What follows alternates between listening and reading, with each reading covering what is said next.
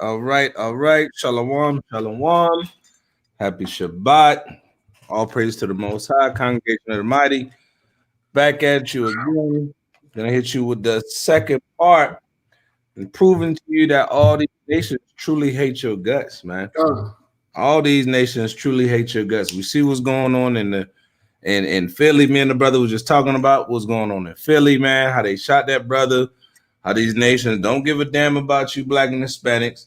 They proving it every day through their actions, through their works, and you know what I mean? We got to see what's really going on. We got to see that, the time is now for us to come together, be a people, and give honor and glory to the Most High. The name is only begotten Son, Yahawashi, who the world still calls Christ. Just some things that's been going on, man. I've been watching. It's a lot of brothers and sisters that's out here in the midst of these protests that's getting beat up, that's getting hit in the head with billy clubs, that's getting, you know what I mean? A lot of foul and evil being done to our people right now. And the reason why those things is happening to them because they ain't keeping the laws of the Most High. You know what I mean? And they don't have no other way. They don't have the wisdom and knowledge to know that they need to come back to the Most High because he's our power. We don't have no power trusting in this oppressive system. We can't keep trusting in what these nations just throw at us. You know what I mean? Like we just supposed to be some big giant rainbow coalition, but we always end up on the short end of the stick. We always the ones that end up getting killed or put in the bottom or thrown in the projects or, redlining the bad neighborhood because we don't know who our God is and we want to love them and join hands with everybody. And the Most High ain't dealing with that, man. Most High ain't dealing with that. So in these last days, it's a lot of bad things going on with our people. It's a lot of wickedness and evil that's got to get purged. You know what I mean? And that's going to be them 2/3. And if you ain't getting it by now, you better cling to these brothers that's bringing these scriptures out and these sisters that's, trying to raise up their children the right way according to the Most High. If not, you're going to get left behind, man. And when you left behind and you in the judgment seat, and the Most High and put that wrath out here in this world, it's not a good place to be, man. It's not a good place to be. You got something you want to bring out, King? No, man. I just want to say real quick, man, that actually, man, I'm gonna tell you right now, man, I can see another lockdown coming up. Right. They said the coronavirus surge. So, 9 million confirmed coronavirus cases, with over 91,000 reported on Thursday. Yeah, I seen that. Like an additional, like it's hitting like 90,000 people a day. Yeah, you know what I mean. And you can go ahead and chalk up. They saying like 1,000 people dying from that junk. Every second. They saying somebody dying from that COVID every second, and that's what the Most High say you're gonna do. You're gonna send them plagues, man. And if you ain't got yourself right, man, you don't want to be falling in line into that judgment seat. Hey, Shalom, brother Quasitat Bungad. Shalom. Thanks for joining, brother. Brother.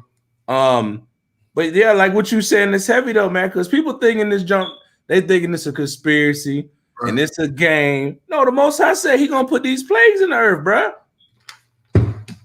He said that. Shalom, Gael. Shalom. Gael, Yasha'Allah, Bangad. Shirts and sauces in the building, right? But yeah, man, that's what's going on with our people, man.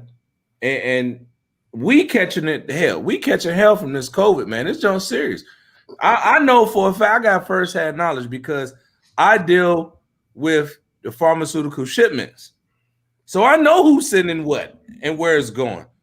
Y'all kind of like it's a conspiracy and that COVID ain't real and that ain't no real pandemic. And they listen, man, they move while y'all sitting up there talking about a whole bunch of nonsense. The Most High put the plague in the earth, and these rich white folk, these people that own these corporations, Pfizer, Regeneron, Merck, I know for a fact that they moving billion-dollar shipments. I know for a fact. I can vouch for that. And I'm telling you, that junk is real. Whoever corporation get that patent on that so-called cure, man, they're gonna come off with that bread because they know that that's a choice that you're gonna have to take between life and death. Right. And if you weaken this faith, man, a lot of our people, even the ones in the truth, they're gonna take that vaccine, bro, because they don't fear the Most High. They don't fear the Most High, and they're gonna end up getting it. They're gonna end up coming into. They're gonna have to fall into the hand of the physician. Then what you gonna do? These nations don't love us, man. These nations don't love us. Me and my rib, right before we came on, just to let me back off this, they put up so many different devices to keep us in that docile state of mind so that we don't know what's going on. Right. And 90, I'm telling you, it might be more than that. 90% of our people truly don't know what's going on. Yep. They just literally lost in the sauce. They're not thinking about, okay, and let me fellowship with this brother because I know he gonna keep me out of sin. Let me go learn something. Let me listen to the Akim that's on the corner that's teaching. Let me learn something. Let me elevate my mental status. Let me see who I am, where I come from. Our people don't want to do that thing, right? So all these plagues that the Most High, y'all ain't seen nothing yet, man. Wait till he turn it up. But we talking 90,000 cases a day. 90. They said 91,000 reported Thursday alone.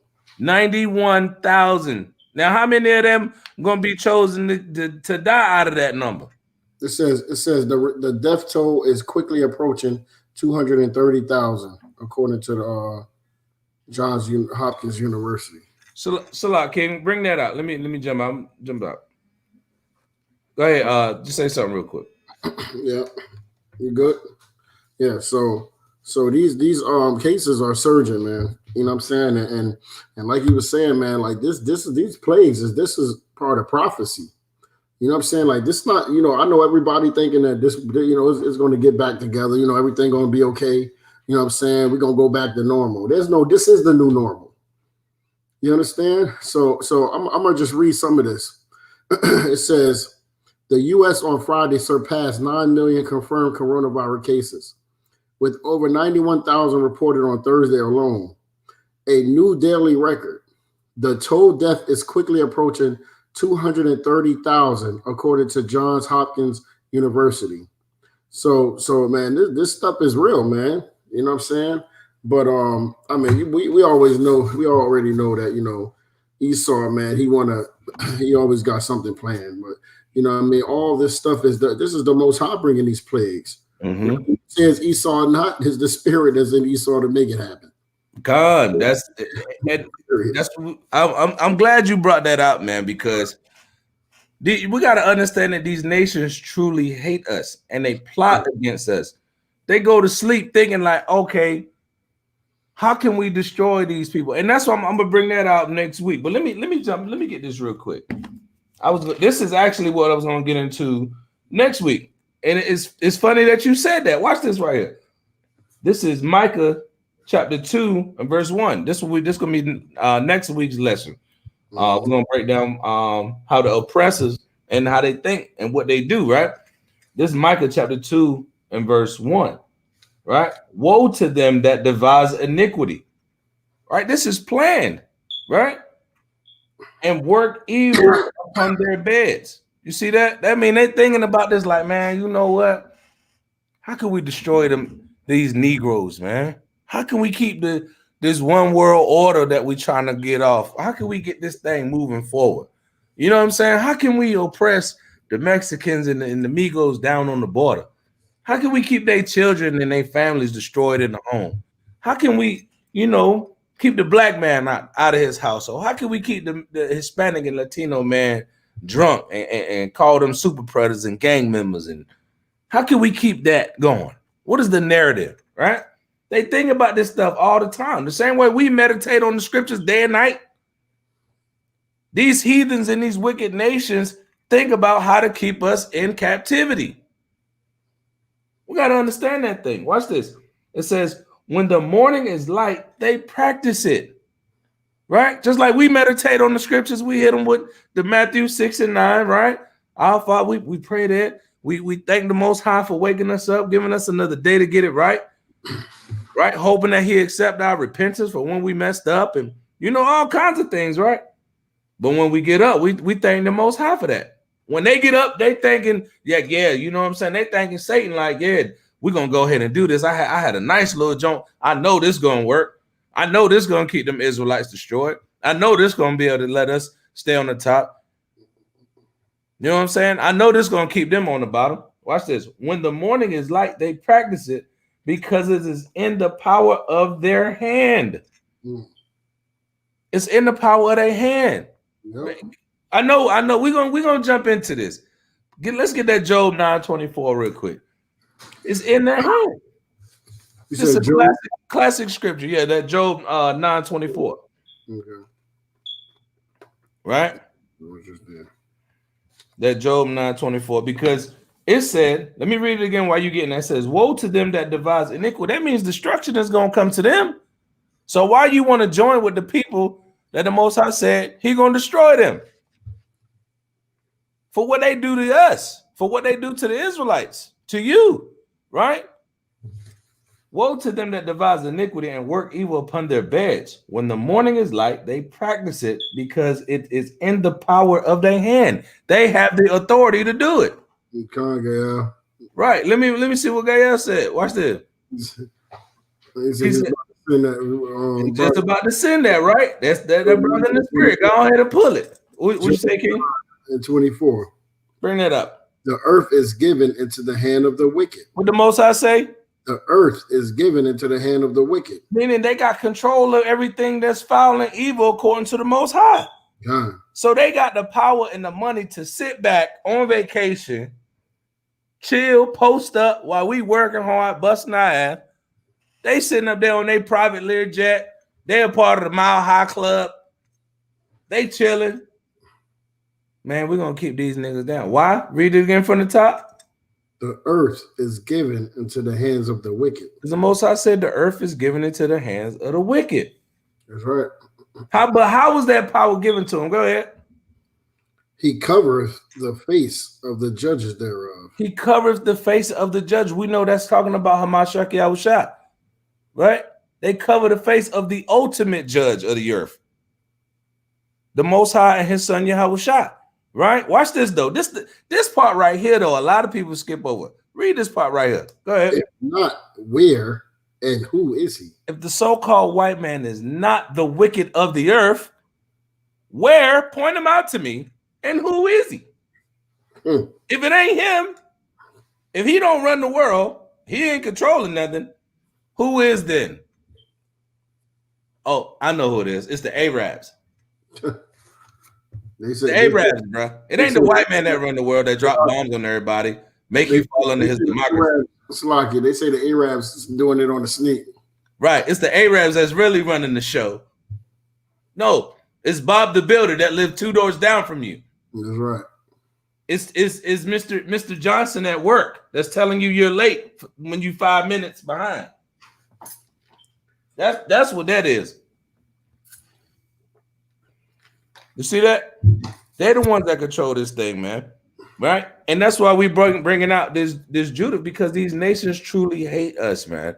There's no love lost to hate the people that hate you.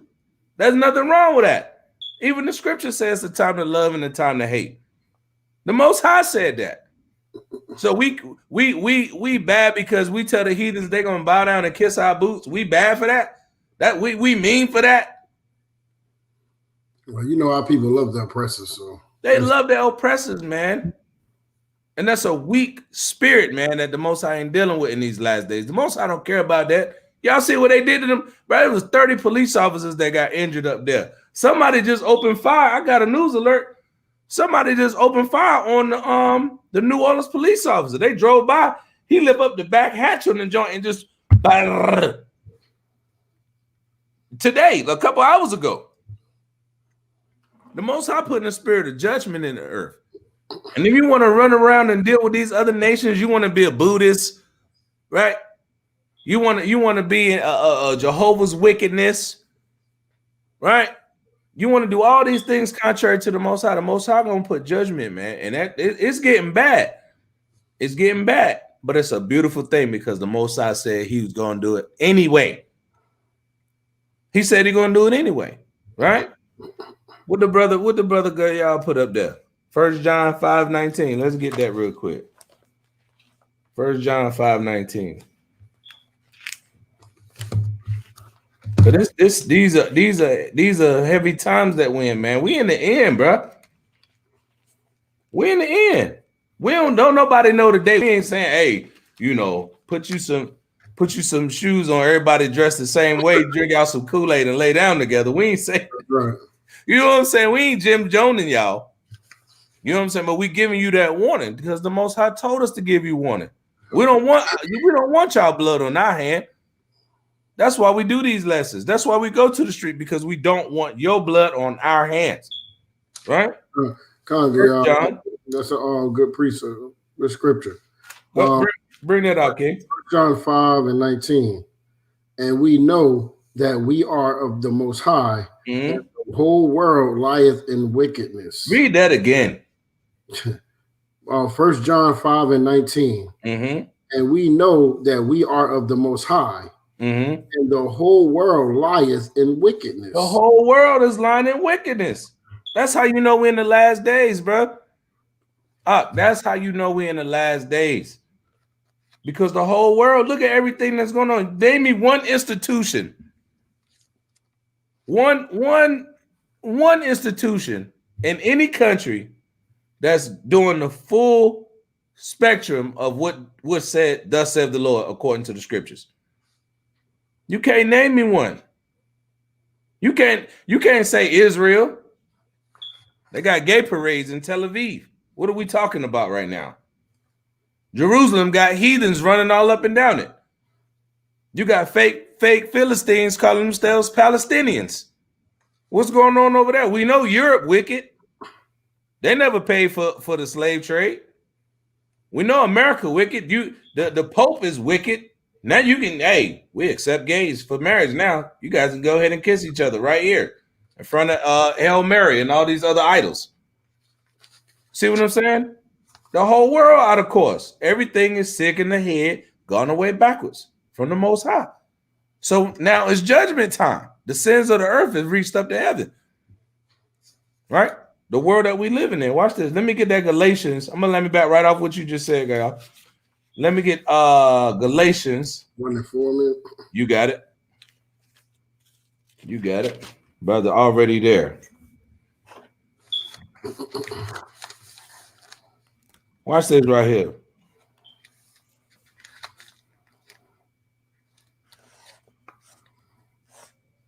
See, that's how you know brothers in the spirit. He knew what I was going, where I was about to go. I ain't even said it. Bring that out, King. Galatians chapter 1, verse 4. Who gave himself for our sins, that he might deliver us from this present evil world. From this what? Present evil world. This present evil world. Go ahead. According to the will of the Most High and our Father. And who was ruling back then? That's a question. Somebody in the chat. Who was ruling during this time? Who was ruling Galatia? What people was in charge? Right? And I'm gonna read that one more time. It said Galatians 1:4. It said, who gave himself for our sins, for he might deliver us from this present evil world. This present evil world. Meaning nothing new under the sun, right? That's right. Well, the things that happened before time was written for our learning, right? This was written before time. Who ruling in this present evil world? The kingdom of Edom. That's right. The shin and legs has now touched the clay feet. Okay. Watch this. Let me see what the Gadites is in the building tonight. All right. The Northern Kingdom brothers. That's right. Right. It's 1 John chapter 2-3. And he is the propitiation for our sins, and not for ours only, but also for the sins of the world. That's talking about Israel. And hereby we do know that we know him if we keep his commandments. You see that? We know that we doing right if we keep his commandments. Brothers wouldn't have these precepts if they weren't keeping the commandments. And Yahshua. See what the brothers, who was running the worrld? Rome. the kingdom of the Edomites. I loaned my book out. I was gonna pull it out. I got the book. And look, that book is from 1856. That book from 1856. You got it? Yeah, I got it upstairs. Yeah. I thought I had it right there, but I got it upstairs. Mm-hmm. The kingdom of the Edomites. It says Rome, the Edomites. Rome, the Edomites, and they break it down how they spoke like a broken down Hebrew and all that. Hold on 1 second. Go ahead, King. Yeah. So they was ruling back then. John. They was wicked back then. You see what I'm saying? That's what was going on. So this said, Galatians 1:4, who gave himself for our sins that he might deliver us from this present evil world. Who's delivering us now? Who's about to set his face and his hand against this place right now? You seeing what's going on. Like we should be praying and fasting and thanking the Most High that he's going to deliver us. And that's what we're going to get into later on. They had to thank the Most High, even when it was at a lower state, that he was going to deliver us. We was in a lower state in Egypt. We were on the bottom then. And guess what? If I got these heathens know, if we got these Israelites going against their power and their God, we're going to always win. But that ain't working no more. Even the 2/3 going to be out there fighting in them streets, man. They doing it now. Check out what's going on. Everything ain't a conspiracy theory. Everything that you see ain't just white noise. You know, there's always a little truth behind everything. So do your diligence and do your research. You know what I'm saying? So we understand the times that we're in. We got to understand the times that we're in. You back, King? Yep. Yeah, that's the one. Read it. What's it? When it's from? When is that book from? It says the Roman Empire, the Empire of the Edomites, 1853. All right. William Beeston. The Kingdom of the Edomites. William Beeston. And when you go into that, it goes into everything. Even all the way back to Jacob and Esau is in that. So that's a good find. And look, that's written while we were still in slavery. So they know who they are. These heathens know who they are, and more importantly, they know who you are. The problem is we don't know who we are. You see that? Watch this right here. Look at the Go ahead, King. I'm gonna read this. This is page 9. It says the Romans came from Esau, who is Edom. Oh, wait. But they don't think, what does scripture say? Blessed is he that readeth. It's there. You can see it. Here you go. Mm-hmm. Hold up. I'm gonna have to make that bigger. Y'all see that right there? The Romans came from Esau. Y'all see that? You see how heavy that is? Who is Edom? And Italy is Idumea. Rome, the Basra of the Hebrew prophets. Y'all see how heavy that is right there? You know this, man. I gotta get Esau. I got it. While we talking about these heathens, since we bringing that out, I got to.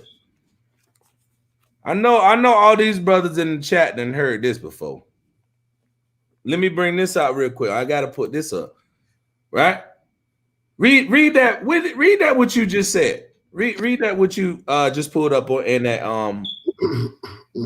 William Beeston book. It's funny that they said it like this because we know that the original Edom and it was over there in Basra was in the Middle East, was so-called Middle East anyway. Mm-hmm. Where Esau land was, right? Right. And it's wherever Esau go, that's Basra. That's considered Basra. Right. Wherever he dwelleth or set up his kingdom. Exactly. Just like we're Israel. It's not it's not the land, it's the people. The people is before the nation. That's right.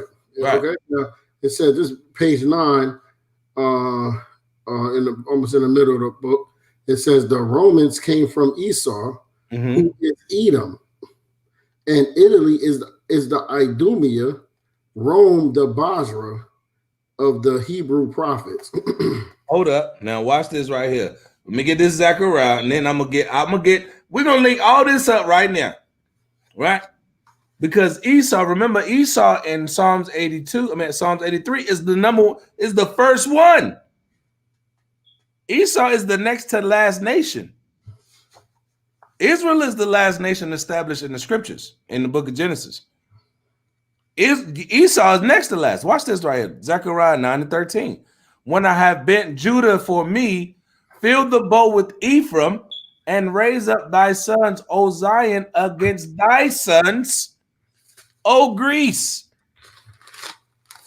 Right? The ancient Macedonians. Right? And made thee as the sword of a mighty man. We're going to be the sword of a mighty man. We're going to be that sword. The Most High is going to use us to bring on this judgment against these heathens, right? Watch this right here. Now, hold up. Let me say this. Let me put this out there. Brothers, don't go out there and do nothing stupid. Don't go out there and do nothing stupid. Let the spirit of the Most High bring this place down. And you just sit back, get you a bag of popcorn, get you your favorite chocolates, your bag of Skittles, sit back and enjoy the show. Come, just like the scriptures say, revenge is mine, says the Lord. It's of the Most High. We got to wait for His Spirit to get on us and for Him to set things up so it's perfect timing. Let's see what the scriptures say about Edom. This is out the Zondervan Bible Dictionary. Now, yours said, right? What you just read in William Beeson, it said the people that come from Esau, right? This is Edom on page 141 of a dictionary, right? Something that should be in your arsenal. You got to have that, right? It says the nation and its people, Edomites, the nation and its people, who were the descendants of Esau. He founded the country, so his name is equated with Edom. Hold on. I'll get a little more on that. Gotta get a more. The kingdom of Edom was founded during the 13th century BC, according to archaeological evidence. So this is facts of what they're saying, guys. This is archaeological evidence. You can go to Petra right now, and all the buildings. I gotta do it. All the buildings in Petra, guess what they look like? Rome, that's right. Greece, Spain, New York, DC. Watch. I'm gonna show you guys. I'm gonna show you. I had it down. I'm trying to rip it. I don't know where I put it at, but yeah. That brother got that scripture still up? Which one? Pull that scripture that the brother put in the chat. First John 2, 13 through 14. That's right. Kazatop, use wisdom. Kazatop said, use wisdom. Don't be out there being no damn fool, thinking you finna go throw rocks, Molotovs at the police and gonna win. That's for the 2/3. Let them do that. You come back to these scriptures. That's what we got to do, right? Let me get this. Go ahead and bring that First John 2 and 3 out with the brother y'all brought out. While I try to find this real quick. First John chapter 2 verse 13. Yep, and 14. It says, I write unto you, fathers, because ye have known that it is from the beginning. I write unto you, young men, because ye have overcome the wicked one. I write unto you, little children, because ye have known the Father. I have written unto you, fathers, because ye have known him that is from the beginning. I have written to you, young men, because ye are strong, and the word of the Most High abideth in you, and ye have overcome the wicked one. The wicked one. And you can see that today. The young men, the Most High raising the young men up. And we're overcoming the wicked one by the word of the Most High. Watch this right here. Let me show you this right here. You see that? Can y'all see that? That's right. Y'all see that? Can y'all see that? Yep. You see these buildings? This is Petra, Jordan, right there on the other side of where Esau was. I mean, where Israel was. Look at those buildings. Look at the architecture. Right? The dudes in the windows, little statues, and look at the columns. Right? You see that? That's Petra, Jordan. That's right. And it looked just that like ain't the Arabs. That was Esau's kingdom. You see that? In the caves. Hey, go to Rome and look at the Roman architect just like that. Go to the White House. It looked just like that. Right? Watch this right. It's all over, man. It's in Spain, Greek. Let's go. Let's go here. Let's go Greek. Watch. Come on, man. You see that? All the same. It's all the same. Look. You can't get around this, man. Ain't no Arabs built that. That's right, man. Go to America. Hold on, wait. We're gonna go. Let's go down the timeline. Let's go down the timeline. Let's get Rome. Let's get Rome. Same thing. Same thing. Right? Watch this though. Watch this though. It ain't just that. Watch this. Congo.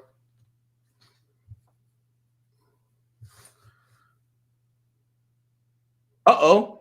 Is that Spain? It's the same thing. Same thing. Same thing.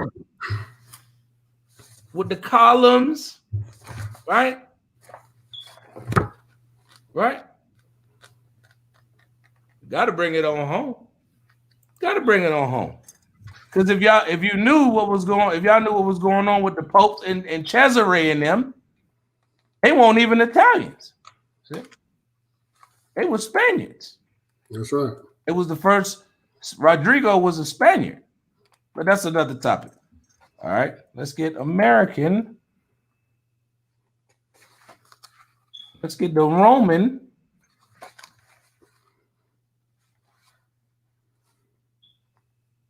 Architecture.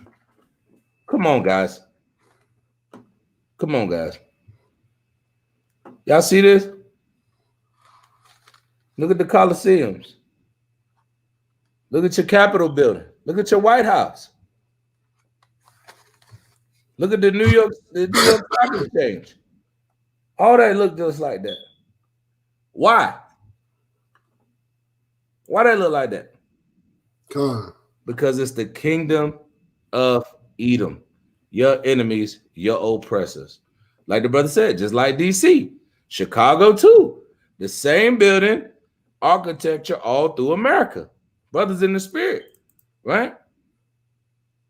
The Most High said he going to avenge his people. Isaiah 34. I got to put that up. Isaiah 34:5. For my sword shall be bathed in heaven. Behold, it shall come down upon who? Idumea. Idumea. Wait, hold up. Read that again. Because look, that's Isaiah. Idumea, read that in your in that William Beeston book. When it says that Idumea is Rome. Who was established during the time of Isaiah? That was Babylon. It said straight. It said the Rome. This is the Roman Empire, the empire of the Edomites. In page 9, it said the Romans came from Esau. Who is Edom? And Italy is the Idumea. Italy is who? The Idumea. Let me read this. Isaiah 34:5. For my sword shall be bathed in heaven, behold, it shall come down upon Idumea. Now, this is during the time of Babylon. This is Isaiah. But wait, though. My curse to judgment. People, you see that? A lot of people don't bring that up, but they're the people of his curse. That's why when you think about it, that's why when Miriam became white or leprous as snow, that's why they were scared. You remember they was like, hey, please don't put this sin upon us. Mm-hmm. You know what I'm saying? And have her as one that's dead that come out of the womb. Right. Now watch this right here. Remember, I just was bringing out that this is Isaiah. Cain was cursed. Right. This is Isaiah. Right. Mm-hmm. Now, what was the last sentence on that when he was explaining who Idumea was in that book? Read that. The people of my curse. No, not the scripture. The on a book. Yeah. What was that last line that he said? He said, who is Edom? The Italy is the Idumea. Mm-hmm. Rome the Basra of the Hebrew prophets. But read that last part you just said. Of the Hebrew prophets. Of the Hebrew prophets. The Isaiahs. The Jeremiahs. The Yahawashis. Right? They know who their enemy was. Not you black and Hispanics, though. You want to love them. You want to love them. But let me show you what's going to happen to them. Hold on. Check this out real quick. Go ahead. This is a quote, I guess, from Allen's Modern Judaism, London, 1816. It says, the descendants of Esau, say the Jewish rabbins, the sworn enemies of the descendants of Jacob. Whoa. Read that again. Read that again. This is quotes. This is a quote from Allen's Modern Judaism, London, 1816. It says, the descendants of Esau, say the Jewish rabbins, the sworn enemies of the descendants of Jacob. The sworn enemies. Wait. What are they? Jewish. Are the what? The Jewish rabbins. Uh-huh. The sworn enemies of the descendants of Jacob. You know how heavy that is? The sworn enemies of the descendants of Jacob. What do you think Malachi 1 was talking about? That's right. Forever. Perpetual hatred forever. From the womb, they hate you, black and Hispanics. Continually. Right?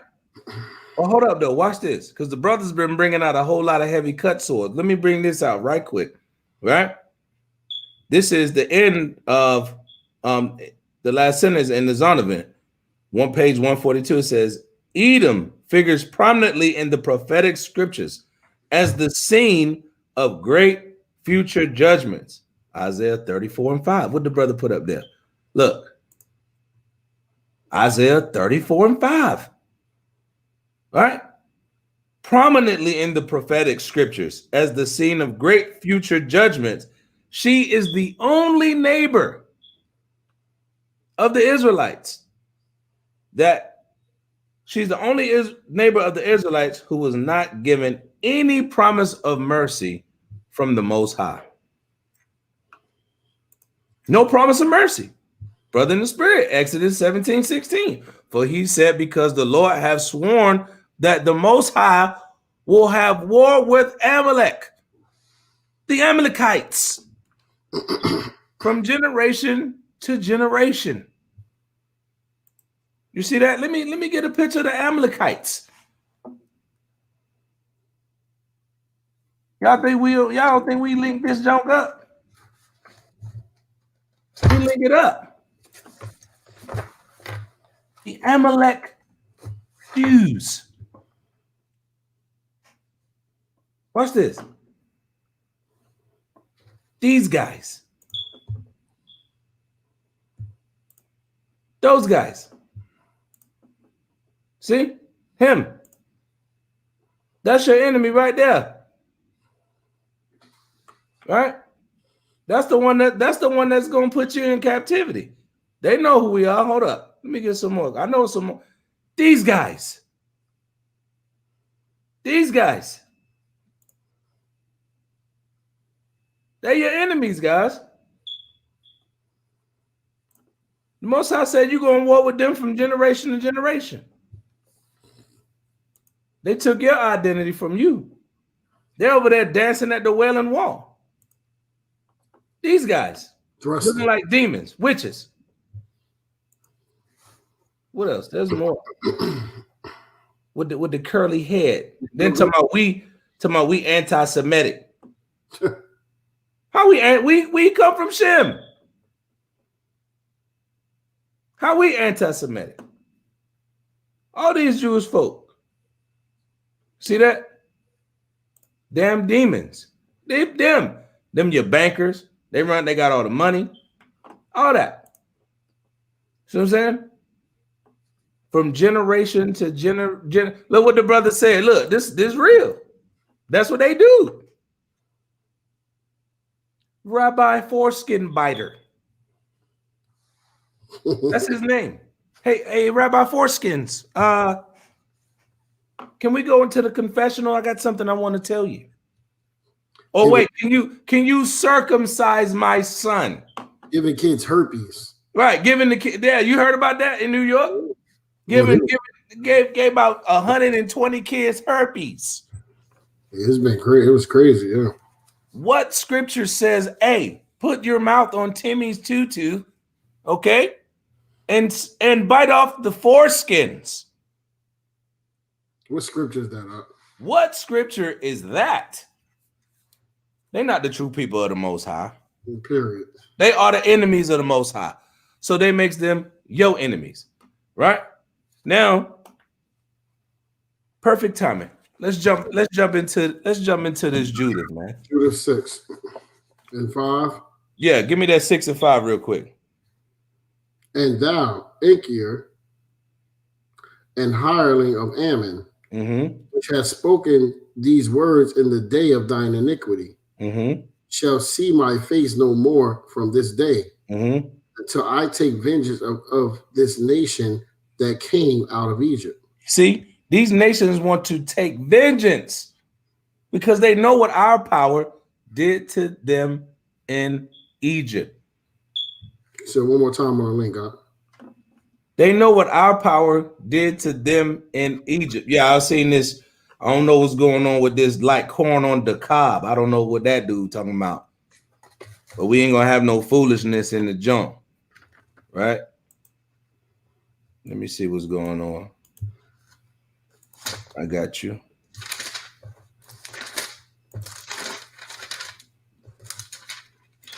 Right? It's in there. There you go, Sue. But yeah, you see that? These nations, they know. It said, until I take vengeance of this nation. They want to destroy us so bad because they ain't us. They want to hurt us so bad because they ain't us. Okay, that's your people. Okay, God. Because I'm like, who's the corn on the cob? I was like, yo, we not finna. I ain't know if that was a West Virginia redneck or what. Salah King, my bad. I'm gonna bring out this verse because Kadazak brought up. 1 Samuel 15. Yeah. Thus says this 1 Samuel 15 and 2.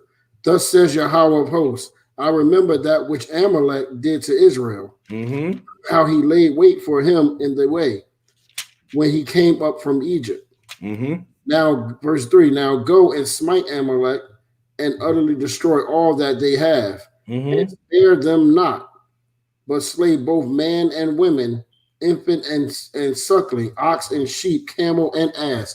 So the Most High wanted us to destroy Amalek completely. Right. Everybody.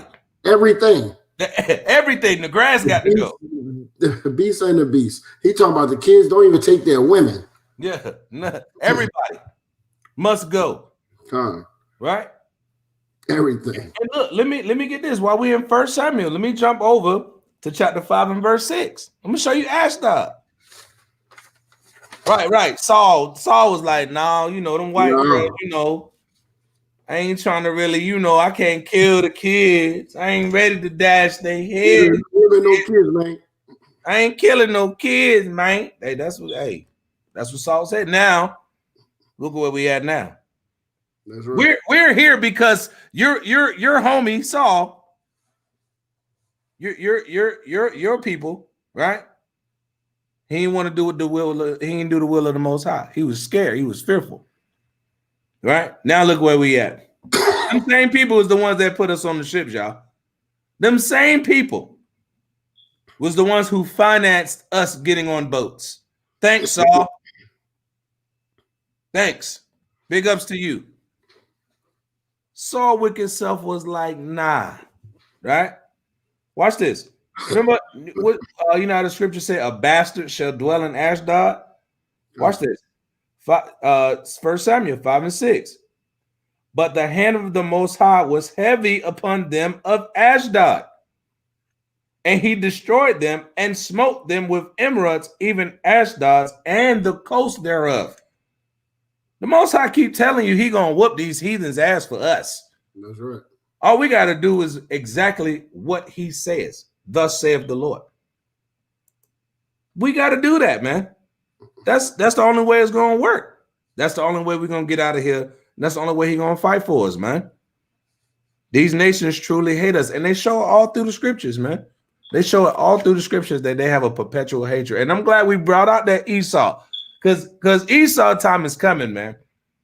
He's so puffed up, man. These Edomites so puffed up with pride and hatred towards us. Hatred towards us. You got to think about what they did to our forefathers, man. And they still doing it to us now. They about to bring the water hoses in the dogs back on, brothers. Watch. They was already doing it with the Northern Kingdom over there when they was trying to build a pipeline. You Gadite brothers in the chat, y'all know about that. Y'all know about that. They building, that's y'all sacred land. Y'all ancestors was buried there, right? Following the Hebrew language and all that. They know who you was, and then come over there and build a pipeline through it. And then when you telling them, nah, they want to sick a dog on you. Right? Shalom, King. Shalom. Hey, when you said the young corn on the cob, I didn't know what was going on. Oh, good, yo. Yeah. Yahawashi, y'all Shabrakatah. Yahawashi. Yeah, man. I didn't know what was going on. I saw it. Hey, when I saw it typed in, I was like, oh man. You said he ain't for the rock with that. That looked like some confusion, but hey, all praises, man, all praises. But yeah, man, like I got like a delay or something, man. You do? You clear on my end? He clear over there. Shai, you got him clear, right? Yeah. Hey, if y'all can hear Yasuv in the chat, give me a 12. Put a 12 in the chat. If y'all can hear him clear, there ain't no lag. Because I can hear you real clear. I can hear you real clear. Yeah. It sounds cause y'all said you gravy. Yeah, sure. You got like a delay on when we talk. Con. You behind like we got a delay or you got a delay? Yeah. Yeah, you like smooth on my end. It's all good though. I mean, hey, you smooth though. I don't see nothing. He said, say something. Say something. You gotta say something. Yeah, that might be the delay right there. All right, can you hear me now? Yeah. So you got him right? Yeah, I got you, brother. Yeah, All right, that's good. it. All right, so I think that's it. Okay, con. Yeah, we got some 12s in there, so yeah, you good. Verse 12. No, where was you at? Verse 6? And 6. We already said the end of it, until I take vengeance of this nation that came out of Egypt, right? Yeah, verse 6. Yeah. Now watch this. Verse 6. Yep, go ahead. And then shall the sword of my army and the multitude of them that serve me pass through thy sides, and thou shalt fall among their slain when I return. And you see that? You how proud that you got to be to think that you just gonna run up on the children of the Most High, the apple of the Most High's eye. You just go, hey, look, so this the plan. I ain't gonna chill. I ain't gonna get no rest until I wipe these Israelites out. Them people that came out of Egypt. And you know, this how we're gonna do it. I'm gonna let the sword of my army and everybody that's up under me, we're gonna walk over their dead bodies. But you know how prideful that is? Showing that these nations are ready to truly just spit on us with utter disgust because of who we are. Right? Go ahead. Now, therefore, my servant shall bring thee back into the hill country, Mm-hmm. and shall set thee in one of the cities of the passages, Mm-hmm. and thou shalt not perish till thou be destroyed with them. Now look, he telling Achior, look, I'm gonna preserve you so that you can get destroyed with them for even telling me about them Israelites. That's right. This dude right here was a beast, man. Nebuchadnezzar was a beast on the earth, man. Yeah. He said, I'm gonna let you chill, see us walk over their bodies, then I'm gonna preserve you, and I ain't gonna let you die. He telling him, I got your life in my hand, bro. Mm-hmm. I got your life in my hand. I'm in control. He think he the most high. Right? Go ahead. We get that when we get to we can see that in Isaiah. What's that? Isaiah 14. Mm-hmm. All right, Con. I see what it was. I still had the link from the video still up over there. Oh, word. All right, Con. Yeah, you do sound more crispy and moving a little bit more. All right, Con. Verse 9, it says, and if thou persuade thyself in thy mind that they shall not be taken, let not thy countenance fail. Mm-hmm. I have spoken it, and none of my words shall be in vain. Hold up. This dude cocky, bro. I'm serious, bro. This dude is stupid cocky against these Israelites. He like, look, it don't matter. He talking like he is the most high. Wait, jump back up to verse 8. Read that right quick. It says, and thou shalt not perish till thou be destroyed with them. Till you be destroyed with them. Now watch this right here. Let's get Psalms 9 real quick. Let me get the book of Psalm, the 9th Psalm. Yeah, I'm looking for something else too, boy. Verse 5 and chapter 5, Salah. Chapter 9. Yeah, chapter 9, verse 5. Start right there. Con, the book of Psalms, chapter 9, verse 5. Watch what the Most High say. Thou hast rebuked the heathen. Uh-huh. Thou hast destroyed the wicked. Thou hast put out their name forever and ever. You hear that? When you the wicked and you coming up against the Most High, he said he gonna destroy your name forever and ever.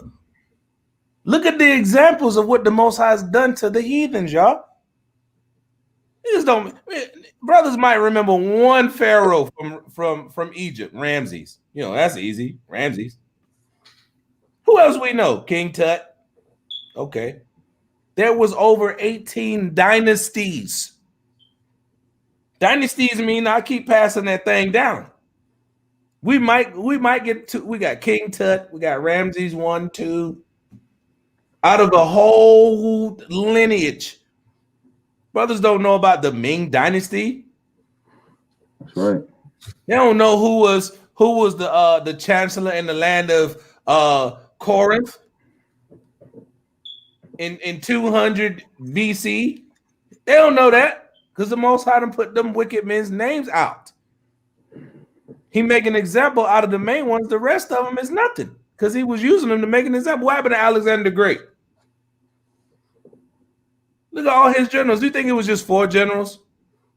You think that was all he had? And he conquered damn near the whole world? See that? Go ahead, verse 6. Watch this. All thou enemy destructions are come to a perpetual end. Wait, hold up. Perpetual means never ending. A never ending end. Meaning ain't no coming back once the Most High do you in. Be like, yeah, the Most High whooped my ass. You know, he destroyed my whole nation. You know, he hit us with fire and brimstone on all sides, setting a couple plagues and some earthquakes. But hey, we're going to make it back to the top, baby. What? No. A perpetual end. There's no coming back from that. All right, go ahead. The rest of verse 6. And thou hast destroyed cities. Their memorial is perished with them. What happened to Sodom and Gomorrah? Perished with them. What happened to Egypt? It perished with them. What happened to the Roman Empire? Perished with them. The Greek Empire? perished with them. It perished with them. Why? Because the land was polluted. Right? We got to. That's why the Most High said, "Stone that adulterer,"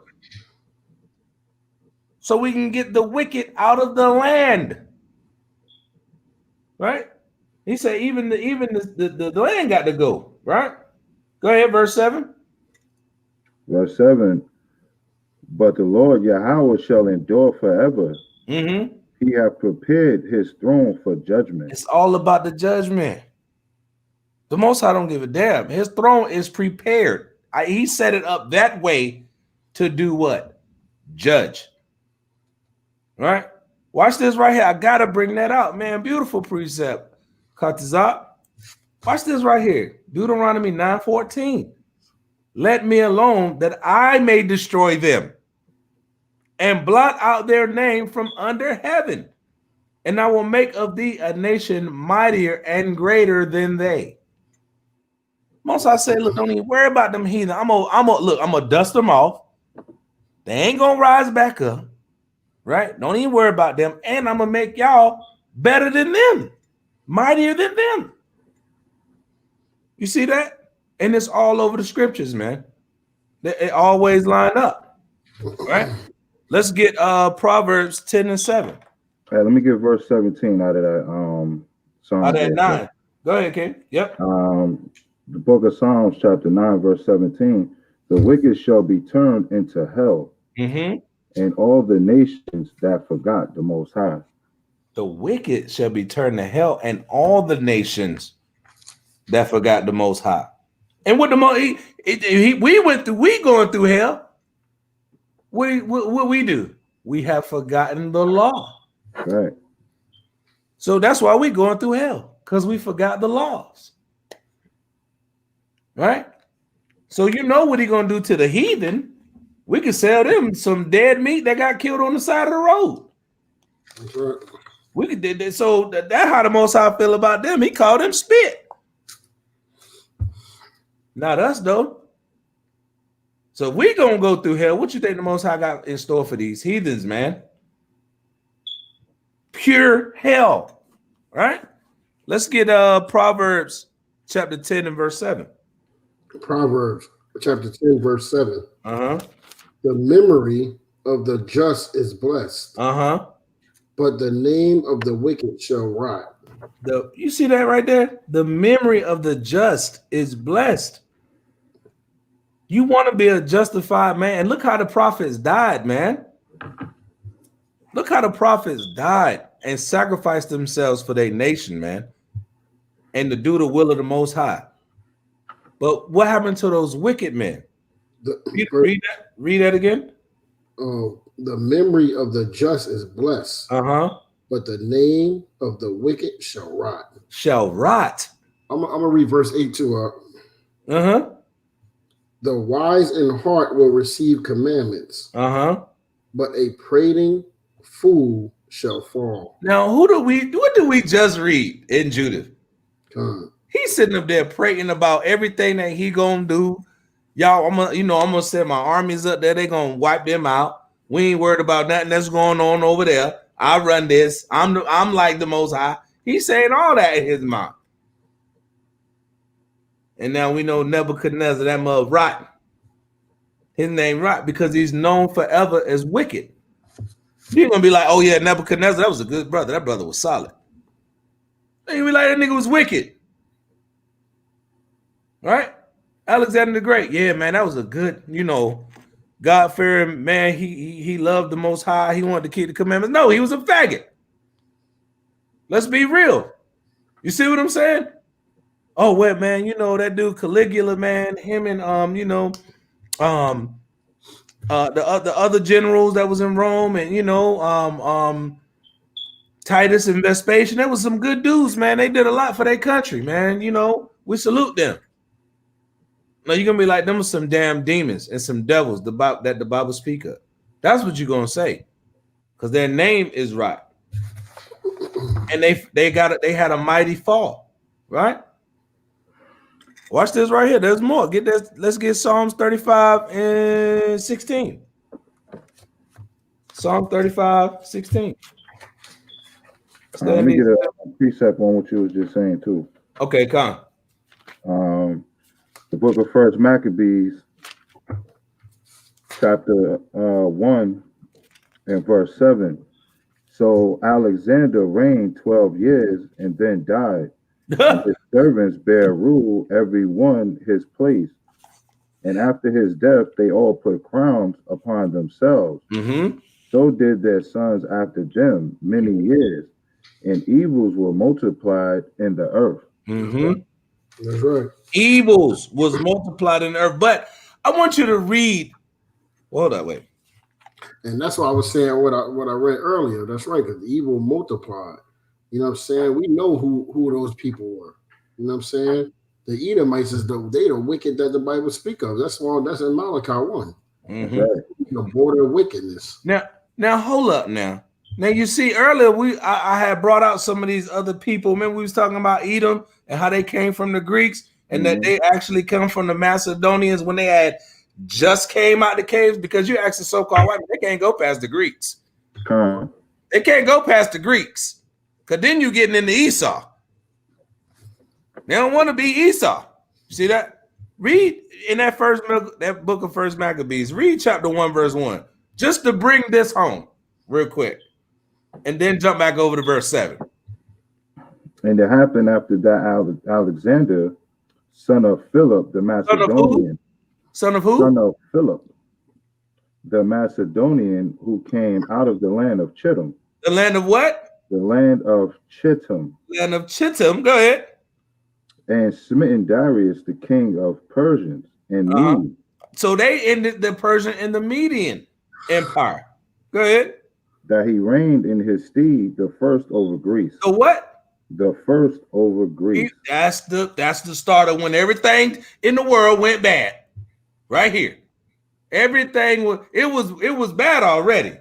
But here come these guys.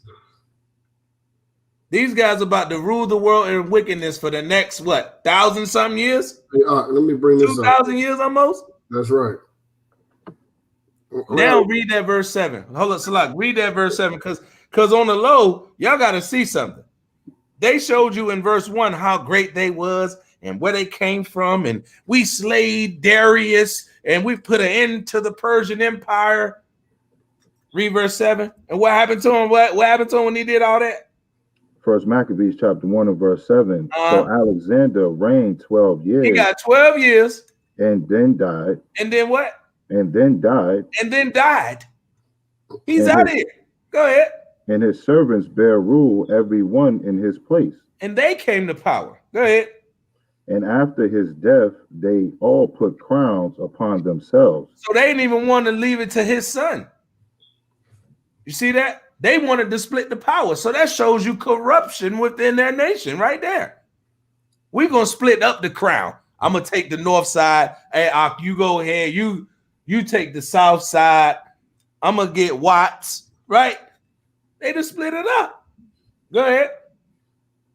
So did their sons after them many years. So they kept that going. They kept up that wickedness. And that goes into your democracy.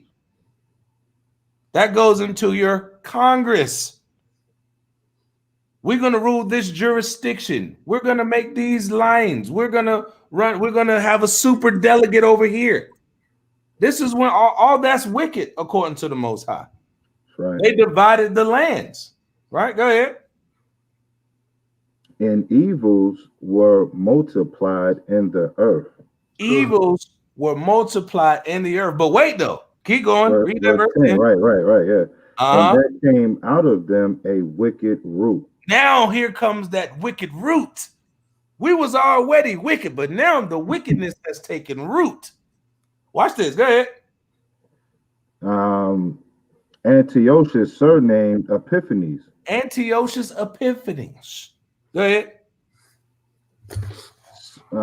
Son of Antiochus the king, who had been in hostage at Rome. Salakia, let me stop you right there. Now watch this right here. Let me hit you with something. If you know a little bit of history, I'm gonna hit you with something. You know that England sent its prisoners of war and its criminals to these other countries around the world to go there, rape, rob, murder, pillage, and set up and become a wicked root. Mm-hmm. Ask the Australians. Ask the people of New Zealand. You see that? They did it here in the Americas. They were criminals. What did he say? What did he say? Antiochus Epiphanes was? He had been what? Let me see what was that. After Antiochus the king, who had been an hostage at Rome. A hostage at Rome. He was bound up. What was it? He was a criminal. Go ahead. And he reigned 130 in the 137th year of the kingdom of the Greeks. Now watch this right here, because we're talking about how the nations truly hate us. Watch this right here. Go ahead. And those days went there out of Israel wicked men. Who? Wicked men. Uh-huh. Who persuaded many, saying, "Let us." What are these go. wicked men saying? Who persuaded many, saying, "Let us go and make a covenant with the heathen." Let us do what? Make a covenant with the heathen. Let us go chill with the people that hate us. Go ahead. That are round about us. Mm-hmm. For since we departed from them, we have had much sorrow. Since we can't have fun like them, we sad now. We want to be like the heathens. Right? You see that? We had to bring that out. Good history right there. Get that history in you. Watch this right here. Let's get that Psalms 35. Did we get that? No. We was holding that, right? Yeah, Psalms 35 and 16. Yep, Psalms 35, verse 16. It says, it reads, who hypocritical, hypocritical mockers in feasts.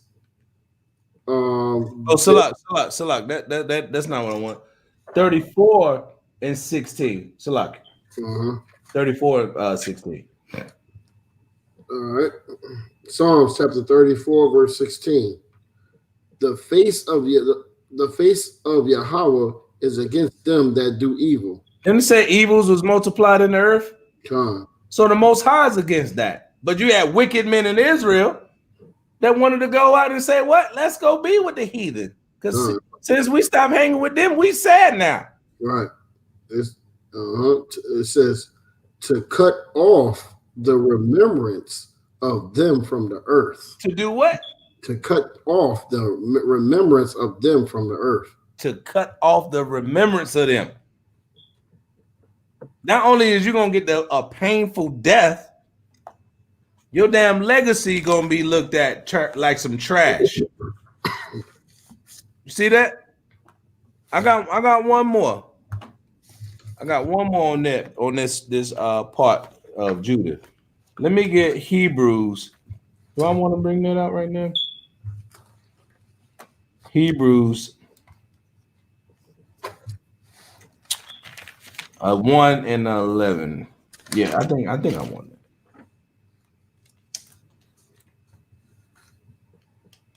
No. I'm gonna say that. All right. No. Bring it out. We'll bring it out. Yeah. We'll bring it out now. It go with it. Hebrews chapter 1, verse 11. Mm-hmm. They shall perish, but thou remainest. They shall perish, but those that trust in the Most High shall what? Remainest. Go ahead. And they all shall wax old. And when they wax old, that means they're going to lead this truth. That means they're going to start, you ain't got to keep the commandments no more. Like we seeing what's going on now. They getting waxing old. They getting tired, boss.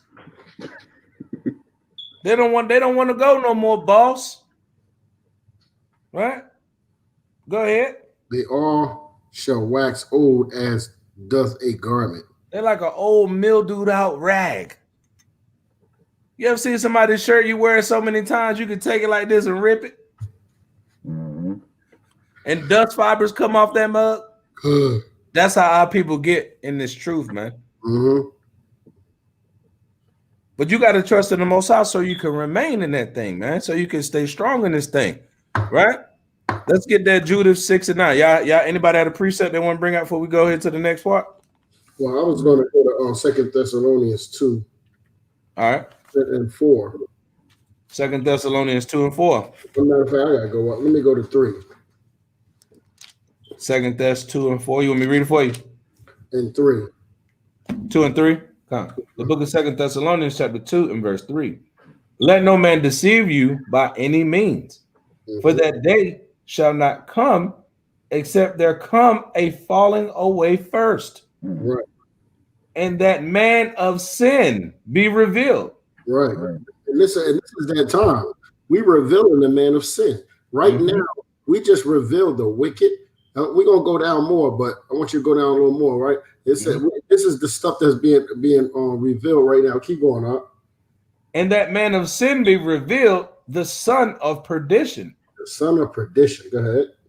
Who opposeth and exalteth himself above all that is called the Most High. Now, who does that today? Who exalts himself at above all that is called the Most High? Right? And now back in the day, it was Nebuchadnezzar. Right? Now it's Esau. Is Esau. Go ahead. Or that is worshipped. So let me read it from the top. Who opposeth and exalteth himself above all that is called the Most High, or that is worshipped, so that he as the Most High sitteth in the temple of the Most High, showing himself that he is the Most High. We should all know who this is. We got Caesar Borgias everywhere around the world. You go to China, and they got a picture of Caesar Borgia. Chezzy.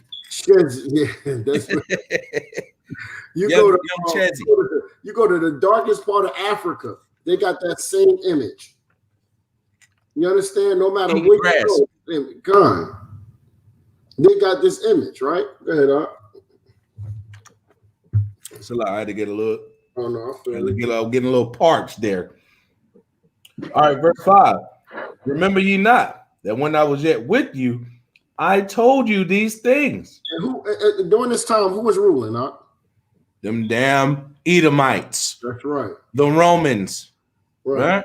So Christ was warning us about this stuff, man. Verse 7. For the mystery of iniquity doth already work. It said the mystery of iniquity. It already worked.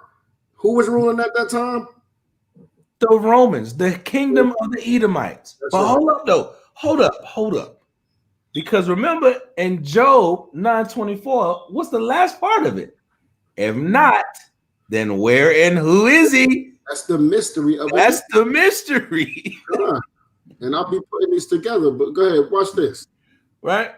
Only he who now letteth will Salak, I gotta read that again. For the mystery of iniquity doth already work. Only he who now letteth will let until he be taken out of the way. Right? Verse 8. And then shall that wicked be revealed, whom the Most High shall consume with the spirit of his mouth, and shall destroy. Hold on. What's the spirit of his mouth? These scriptures, these brothers out on the streets. That's right. In the spirit of Isaiah 51. That's right. 58 and 1.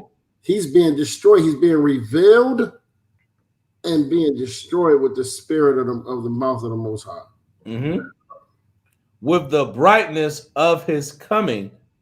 Verse 9. Even him whose coming is after the working of Satan with all power and signs and lying wonders. Lying wonders. Yeah, we did this. Yeah, the ocean is this deep. We can go over here. Right? Watch this, though. Verse 10.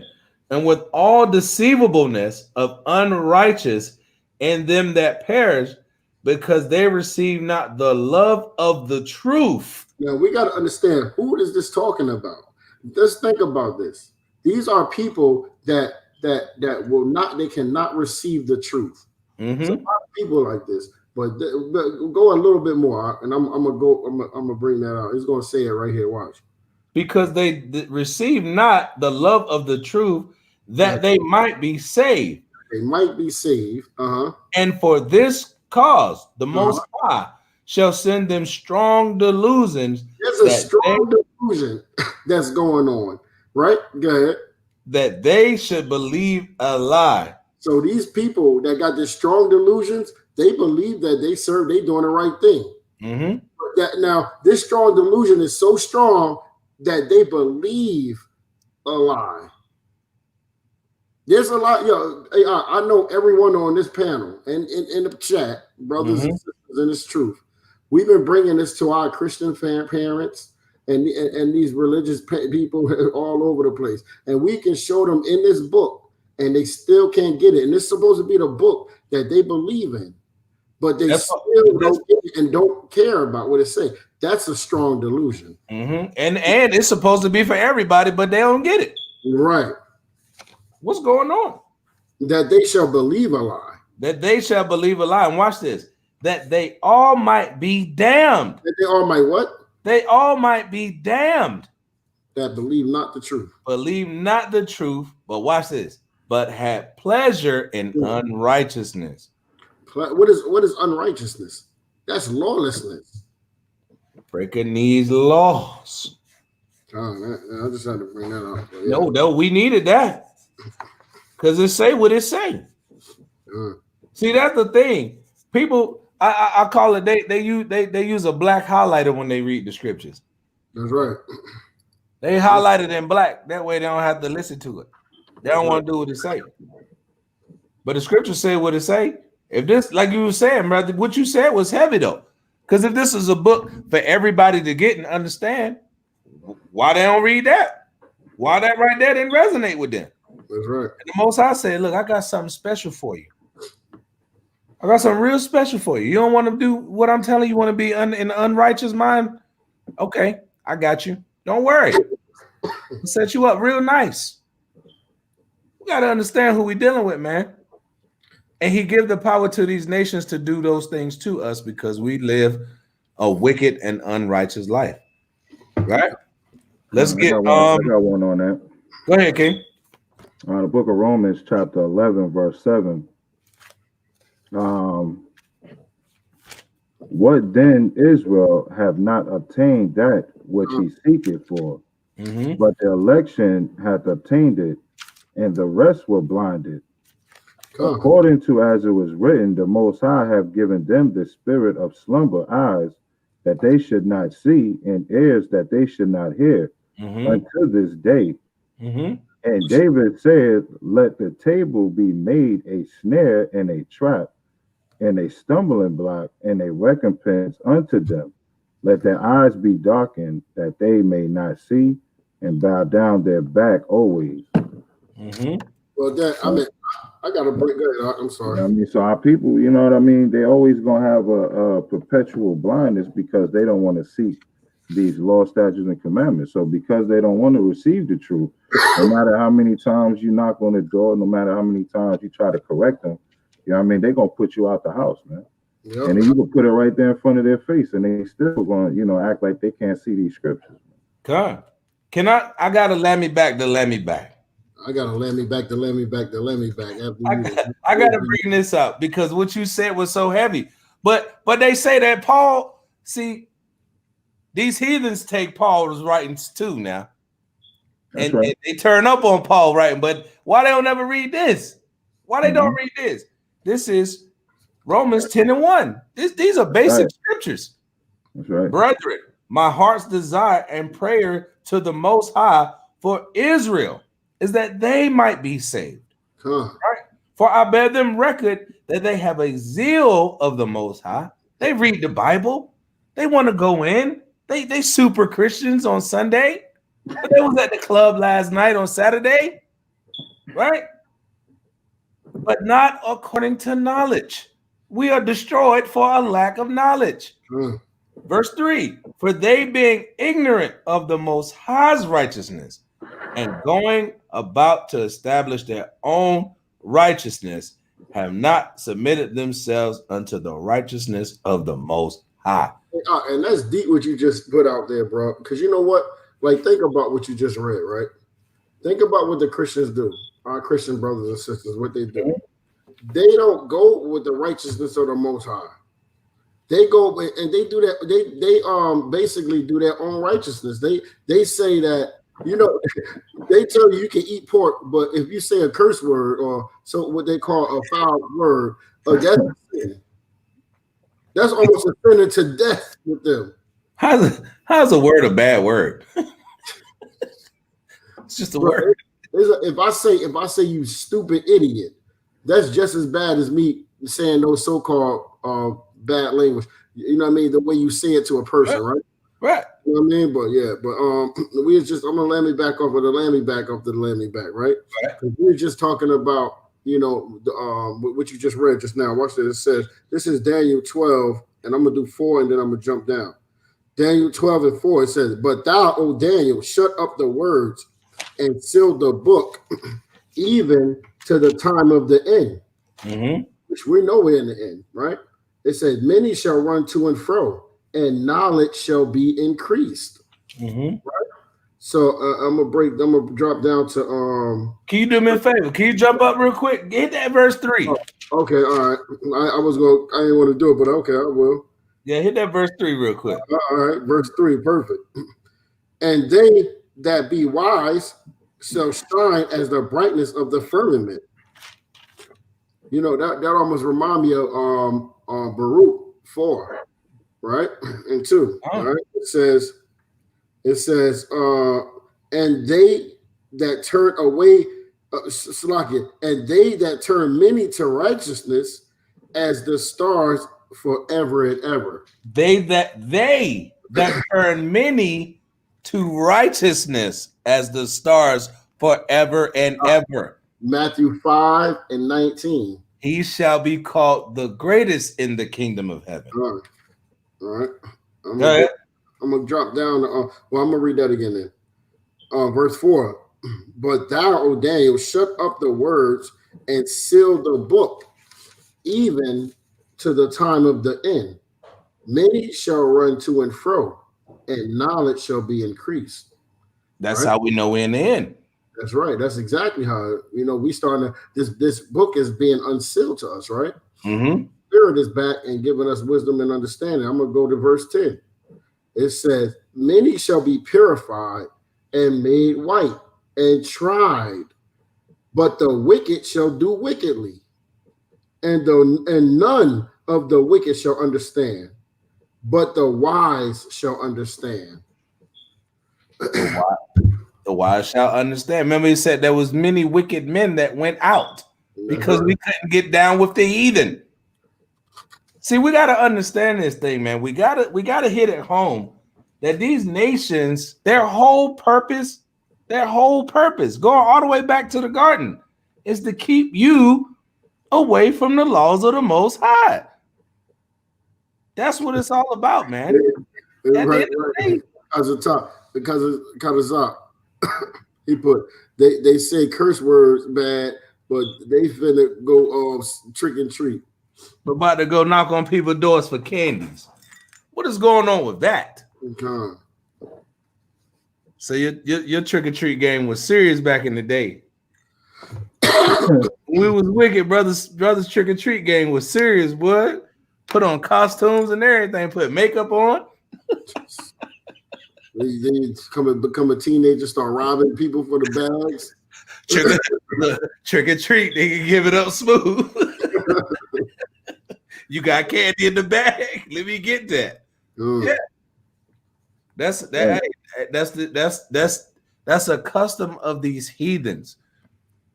And you know tomorrow is so-called Hollow's Wing. So I'm gonna be bringing some stuff out on that Sam Hain, man. Get a little history on that Sam Hain, and show you what that jack-o'-lantern and that pumpkin mean on your front porch. Let me get the Reese's. You know what I'm saying? Let me get them peanut butter cups. Oh, you got Snickers? You know what I'm saying? Cause that's how it used to be. Yeah, but we ain't know no better. And our parents was Christian. I know mine was. Mine was. Shoot, I know you said y'all was we was super Christians. Super. Right. You see what I'm saying? Halloweens. Halloween. Going to 2 and 3. Halloween. Going to 2 and 3 churches every Sunday. Right. And see, we were Pentecostal. So you know we had white folks in the church shouting. We had crackheads in the church shouting. Everybody shouting. Everybody broke as hell. But we churching it up. Go to the corral. And then you know you gotta hit the buffet afterwards, or it ain't church.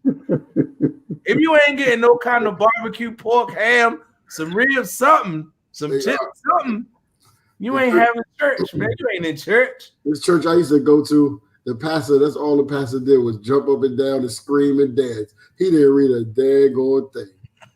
You know what is crazy? His wife read more scriptures than him. He used to be so happy to get off so he can go downstairs and eat that pork and everything abominable downstairs, boy. Get him some good cornbread, right? We got what he said, the bottomless shrimps. Hey, he going into the chat. Bottomless shrimp. He put rub in the collection. Hey, no, that's true though, because that's what they hit you with. We used to go to corral back in the day. Oh, bottomless, like they from the bottom. What you mean?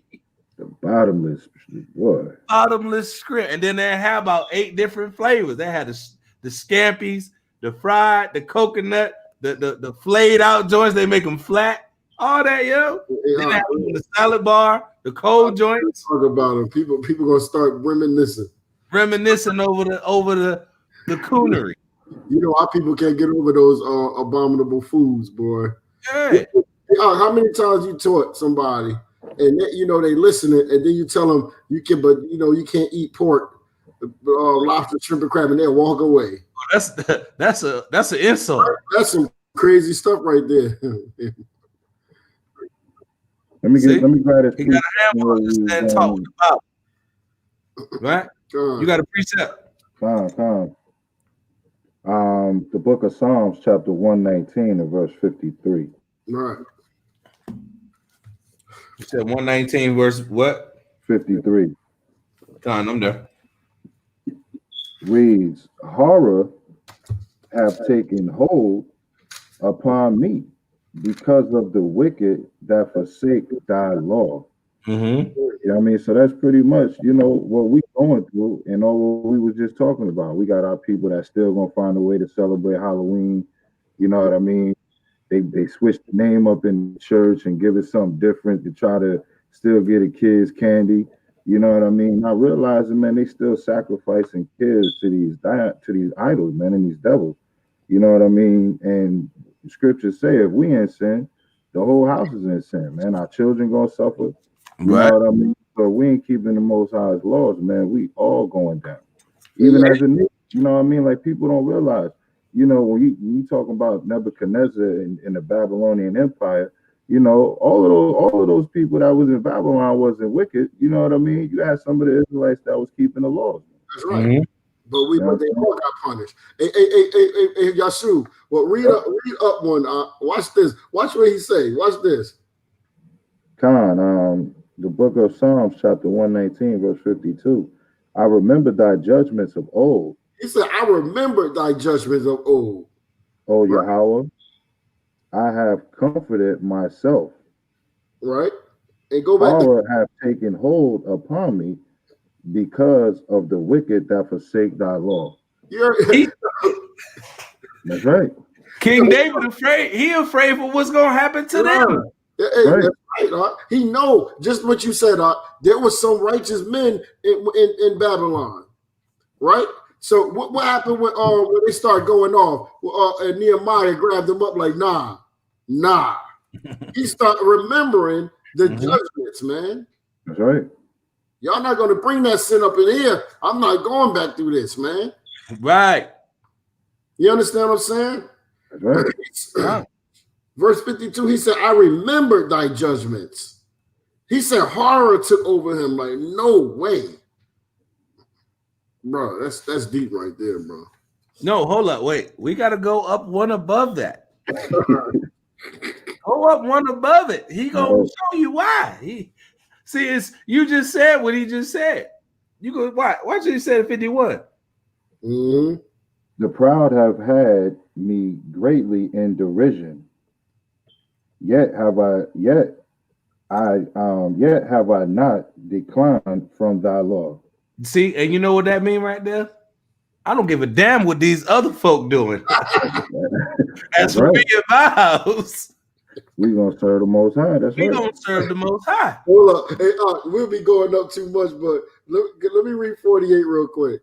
All right. 48, it said, "My hands also will I lift up unto thy commandments, which I have loved, and I will meditate in thy statutes." Mm-hmm. Verse 49, it says, "Remember the word unto thy servant, upon which thou hast caused me to hope."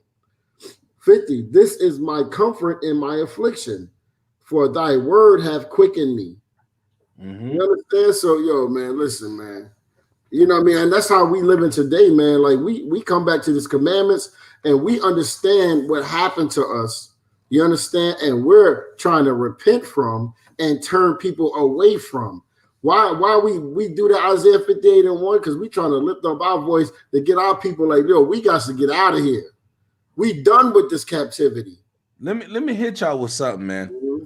Let me hit y'all with something. Let me show y'all something, man. I gotta say this.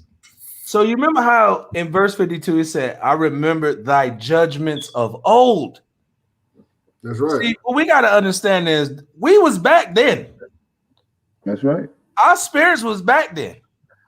And guess what? When we go through this and we read, oh damn, well, fire and brimstone fell down, and we don't want to. I don't want to be a part of that. I don't want that judgment to come down on me. And like the brother said, my family. When I go off, that affects who? The family, the Akim. I remember we see these things. Remember, these was written before time. It was written for our learning, so we could get it right. So King David know what's going on. He like, look, man, I remember what you did now, because guess what? This got passed down to me. These are my forefathers. These are our forefathers, right? So we got to be able to see what, oh, well, damn, like the Most High keep telling us he gonna kill somebody. We got to remember that. The Most High keep telling us, he keep writing, I'm going to have to lay somebody down out here. That's the kind of God that we serve. That's the power that we have. We got to understand that. Yeah, and them judgments serious, bro. them judgments last for a long time. He said, look, just what you just read in Daniel. I'm going to seal up the book until the end times. How lost was we? When he told Jeremiah, we're going to discontinue from our heritage. Look how lost we've gotten. He told Moses, yep, you guys are going to go back into slavery. This time, ships. Yo, man, dude, he's not playing. Yeah, you know, Moses saw a lot of stuff, man. The Most High gave him a lot of information, man. You know what I'm saying? Moses had to be a strong brother to get all the knowledge and he got, man. He received. Moses saw how the earth was made. God. That was revealed to him. How we supposed to eat was revealed to him. The dress code was revealed to him. Where he came from. Abraham, the flood. He saw all that. Because he had to write it down. He saw those people screaming for Noah to let them get on the boat. He saw them get cast away in the first death. Not to mention, bro, that was it was family. It was family he had to leave. Yeah, you know what I'm saying. And he was already said, probably was wicked. You know what I mean? Like you don't know who was wicked. Auntie was wicked. You know what I'm saying? You got cousins that was wicked. They all had to get that drowned in. But Christians will tell you, nah, it was just Noah and nobody else in the world. and everybody else in the world didn't know Noah. No, his cousin Pookie that wanted to keep slanging tater got killed. What do you mean? He was selling that Egyptian tater. He was selling, you know what I'm saying? He was selling that Nineveh tater. That Nineveh tater. You know what I'm saying? So the Most High put his wicked ass to death, like he said he was going to do. What are we you know what's crazy though? The sad thing is, man, is when we go to our people in these churches, as we read out these scriptures about them being blinded and everything, like everybody in the church has got the New Testament, and they always give you the Proverbs and the Psalms. Hell, some people just got Proverbs and Psalms Bibles. Right, you know right. what I'm saying? The little joint, you know what I mean? It's like this big. Hey, but all through Proverbs and Psalms, it talk about keeping the laws, how special the laws are. You know what I mean? The benefits of keeping the laws. You know what I'm saying? Like all through David's Psalms, man, it's about keeping these laws, man. You know what I mean? But that's how blinded our people is. They could look right over that and say, and that's why I ain't keeping those laws. Con, that's why I brought out Second Thessalonians when I brought out. That's right. That's right. Yeah, you know what I mean? Like the Most High gave them that spirit of blindness. He put a stumbling block that they believe a lie. They believe the lie, even though they see it and they read it. They don't even see it. They can't even see it. Mm-hmm. They can't. Man, it's unbelievable, man. Hey, but, where we at? I'm sorry, y'all. Yeah, Salaki, this is the perfect time. What you just, bro? I'm telling you, that's the spirit that you in, bro. Y'all in the spirit tonight. Watch this. Get that Judith 6:9, and then let's grab Isaiah 34:16. Judith chapter 6 verse 9. Mm-hmm. And if thou persuade thyself in thy mind that they shall not be taken, let not thy countenance fall. I have spoken it, and none of my words shall be in vain. Wow. So in this time, Nimrod is like, ain't nothing that I'm saying gonna be in vain. Who that sound like? He sound like he trying to be like who? Oh, the Most High. That's right. Most High, right? Get that Isaiah 34:16. Watch this. The book of Isaiah, chapter 34, and verse 16 reads, "Seek ye out of the book of Yahweh and read." Now, what was we saying about our family and friends when we trying to tell them what's going on? They don't want to read it. They want to, like you said, they want to read the sweet Psalms, the Proverbs, go into Matthew, get confused with Paul, and scared to read John the Revelator. That's right. That's Christianity. Psalms, Proverbs, the Gospels of Jesus loves everyone. John 3:16. Paul said this. And no, we don't read Revelations. That book is too scary. Yep. That's Christianity. You know why it is though? Because they think that's the only place that got judgments for the wicked, man. That's right. You know what I'm saying? And that's the saddest part. They act like all of this stuff, like even right here and all through the book of Isaiah, man. A lot of these is end time prophecies, man. Right. Remember when we was just teaching. Remember the sister walked up that you told to come up. That's right. And remember when I said, what does Revelations mean? And That's what right. did she say? I can't remember what she said, but she said mean judgment. Oh yeah, right. She said it means judgment. And I said, no, that's just no. It means to reveal. And you see that's heavy right there, see? Because that's what they think. They think that. That's why they don't we can't read that. but what does the scripture say? We can't read Revelation. It's scary. It's red dragons in there. Oh God, no. I don't want to get stung by the horseman's tail. I don't want the 7 vials of destruction and the 4 winds to be released. I'm scared of that. But see, if they had that, if they had that true fear of the Most High that was able to give them wisdom, they would understand that those judgments are prophetic, and we have to read those things in order to understand what's going to happen to us in the end. Mm-hmm. You know what I'm saying? Don't listen. Be scared of it, but change your life. Keep the law, statutes, and commandments. Be scared to not do what you're supposed to, so you taste it. That's right. So you don't get a big spoonful of it. That's right. Because watch this. Read verse 16 again. The book of Isaiah, chapter 34, and verse 16 reads, "Seek ye out of the book of Yahweh and read." Just read the Psalms, bro. You ain't got to do nothing else. What it say? No one of these shall fail. What did he say? No one of what? No one of these shall fail. That's why we got to be able to go through the scriptures and read them. We got to understand everything that's going on. None of these shall fail. And that's the same spirit that these heathens have. Nothing that I say is going to fail. Nothing that I say is going to be in vain. Right. Right? Go ahead. Says none shall want her mate. Nothing can match up to the Bible, man. Everybody wants the scriptures.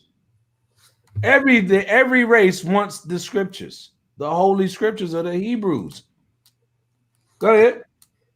For my mouth it have commanded, and his spirit it have gathered them. You see that? His mouth it has commanded. See that? And that's the same thing that these heathens know. If they do what we tell them, we got them. But if they do what they God say, he gonna gather them. Right? And if we wicked, none of the evil works that's prophesied against us that's going to happen to us is going to fail. But if we listen to him, everything that was promised to us, guess what? It ain't going to fail. So you got to choose. You're going to either get down with the nations that hate you, or you're going to come back to your people and your heritage under the law, statutes, and commandments. It's really that simple. Right? Let's get y'all had any more precepts before we jump back over in that, Judith? No. Now in this section right here is going to give us a pre-dawn to some other things, because it's going to show what happened after Nebuchadnezzar gives the order. Right? So get Judith 6 and start at verse 10. Yeah. And we're gonna go all the way down to 17 just so you get the time, because there's really this is more like historical reference. The book of Judith, chapter 6 and verse, you said start at 10. Yeah, 10 and go all the way. You want to go all the way to 17, and then we're gonna back that up. Then Holofernes commanded his servants that waited in his tent to take Achor and bring him to Bethula, and deliver him into the hands of the children of Israel.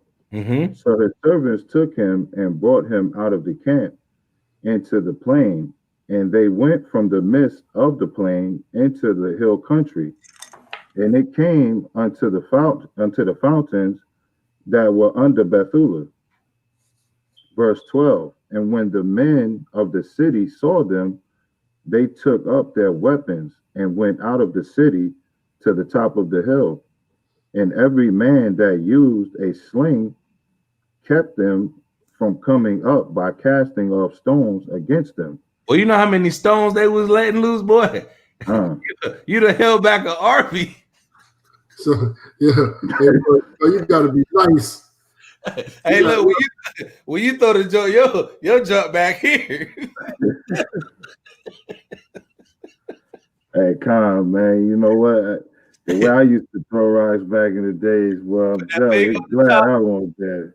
Y'all used to put the thing on the top. Hey, bro, I hit you like this. If I go back home, well, that's the first thing they're gonna probably remind you about, yo. This dude right here, yo, you do something here, he hit you with a rock all the way down the block. hey, his position in the kingdom is professional stoner. Okay? Right. Like, yo, we sentence him to death. I don't want him. He throw too hard. You got that King David. He nice like right. Hits in the head. Bow. You feel like you got shot with a deuce and a quarter for the rock, boy. Yo, that's heavy. Right. Kept the whole city defended. Right. You know how many rocks that is? Go ahead. Verse 13. Nevertheless, having gotten privily under the hill, they bound Achor and cast him down and left him at the foot of the hill. So they done got him, tied him up, and threw him down the hill. Mm-hmm. That's Israel. Israel, like, okay, so after we throw these rocks at him, We're gonna tie them up and throw them down the hill. Right? Go ahead.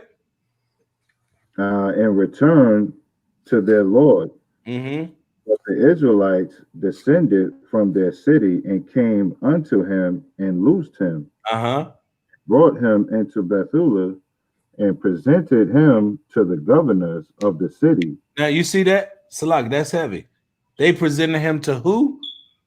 To the governors of the city. That mean the wise men, the brothers that knew the law. The brothers that was the rulers of that society and the elders, right? The ones keeping and teaching the commandments. Go ahead. Which were in those days Ozias, the son of Micah, of the tribe of Simeon, and Chabris, the son of Gathlono, and Chalmis, the son of Mishael. Verse 16, and they called together all the ancients of the city, and all their youth ran together, and their women to assemble to the assembly. And they set Achor in the midst of all the people, of all their people. Then Ozias asked him of that which was done. So, Salak, they brought everybody. You on trial. It can go down right now. See, Yasuf was out there. He had his rocks ready. But he was a little dude. He ran up quick. See what I'm saying? The women in the midst, you're gonna have to sit around and get judged by the nation. That's accountability. We got to see that. That's accountability. Go ahead. Verse 17. And he answered and declared unto them the words of the council of Holofernes. Salakia. Jump to chapter 6. Stay in chapter 6. Jump to verse 1. Because he said he had to then tell the Israelites, everybody that was out there, the age, the wise, the old schools, right? Big Mama was out there. Suv was out there with his rocks with his pinky on top of him. Right? The whole nation ready to rock off on them. Seriously, like literally, they just did it a little while ago. So you know they're ready now. Is the index finger? The index finger be holding that joint. Right. Index. No, he hold his with the pinky. His come with the down. Putting that extra arc on there. Right. His come from the side. That jump. All his rocks curve. That jump twist on you. Right. Twist on you. Right. Now watch this, because it said, and he answered and declared unto them the words of the council of Holofernes. Read chapter 6, verse 1. What was going on in this council? And when the tumult of men that were about the council was ceased, Holofernes, the chief captain of the army of Assur, said unto Achor and all the Moabites before all the company of other nations. You see that? All these nations. He had to come confess to the Israelites everything that was said about these people. So nothing that you do in secret in an angry council or tumult is gonna stay that way. The Most High gonna bring it out. It's gonna be revealed. And what's happening right now in Babylon, the whore that sits on many waters. That wicked one shall be revealed. That skirt getting lifted up. That skirt getting and that funk coming out. She naked under there, guys. Yeah. What did he say? What did he say on what was that? 12 years? What was that movie we saw? Good Bongo Time? When the little white boy lifted up her skirt. He said, "Is this for me, Paul?" What's going on here? Yeah, judgment finna come on that thing. Yeah. So now you got to answer for that, right? Read that verse 17 again. The book of Judith, chapter 6 and verse 17. Read. And he answered and declared unto them the words of the council of Holofernes, all the words that he had spoken in the midst of the princes of Assur, and whosoever and whatsoever Holofernes has spoken proudly against the house of Israel. Lucky. You see that? He had to tell them even everything with the details because they spoke how against the Israelites? Proudly. Proudly. Remember, we was reading 8, 9, 10. Oh, they're gonna go out there and do what I tell them to do. I'm gonna bring my armies up. Everything that we say gonna be successful. We're gonna trample over their bodies in the streets. We're gonna do that. So now you got to go tell the people that you was plotting against this to their face. You got to go tell them this.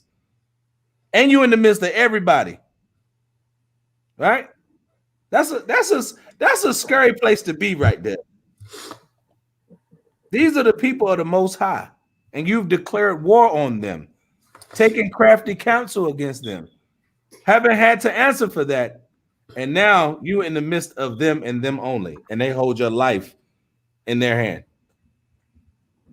That's a scary feeling. But you know who feel that all the time? We do.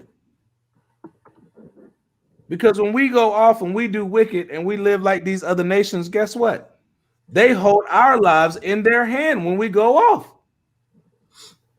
Because that judge can say 20 years. What you gonna do? What you gonna do? Say bruh and pass out.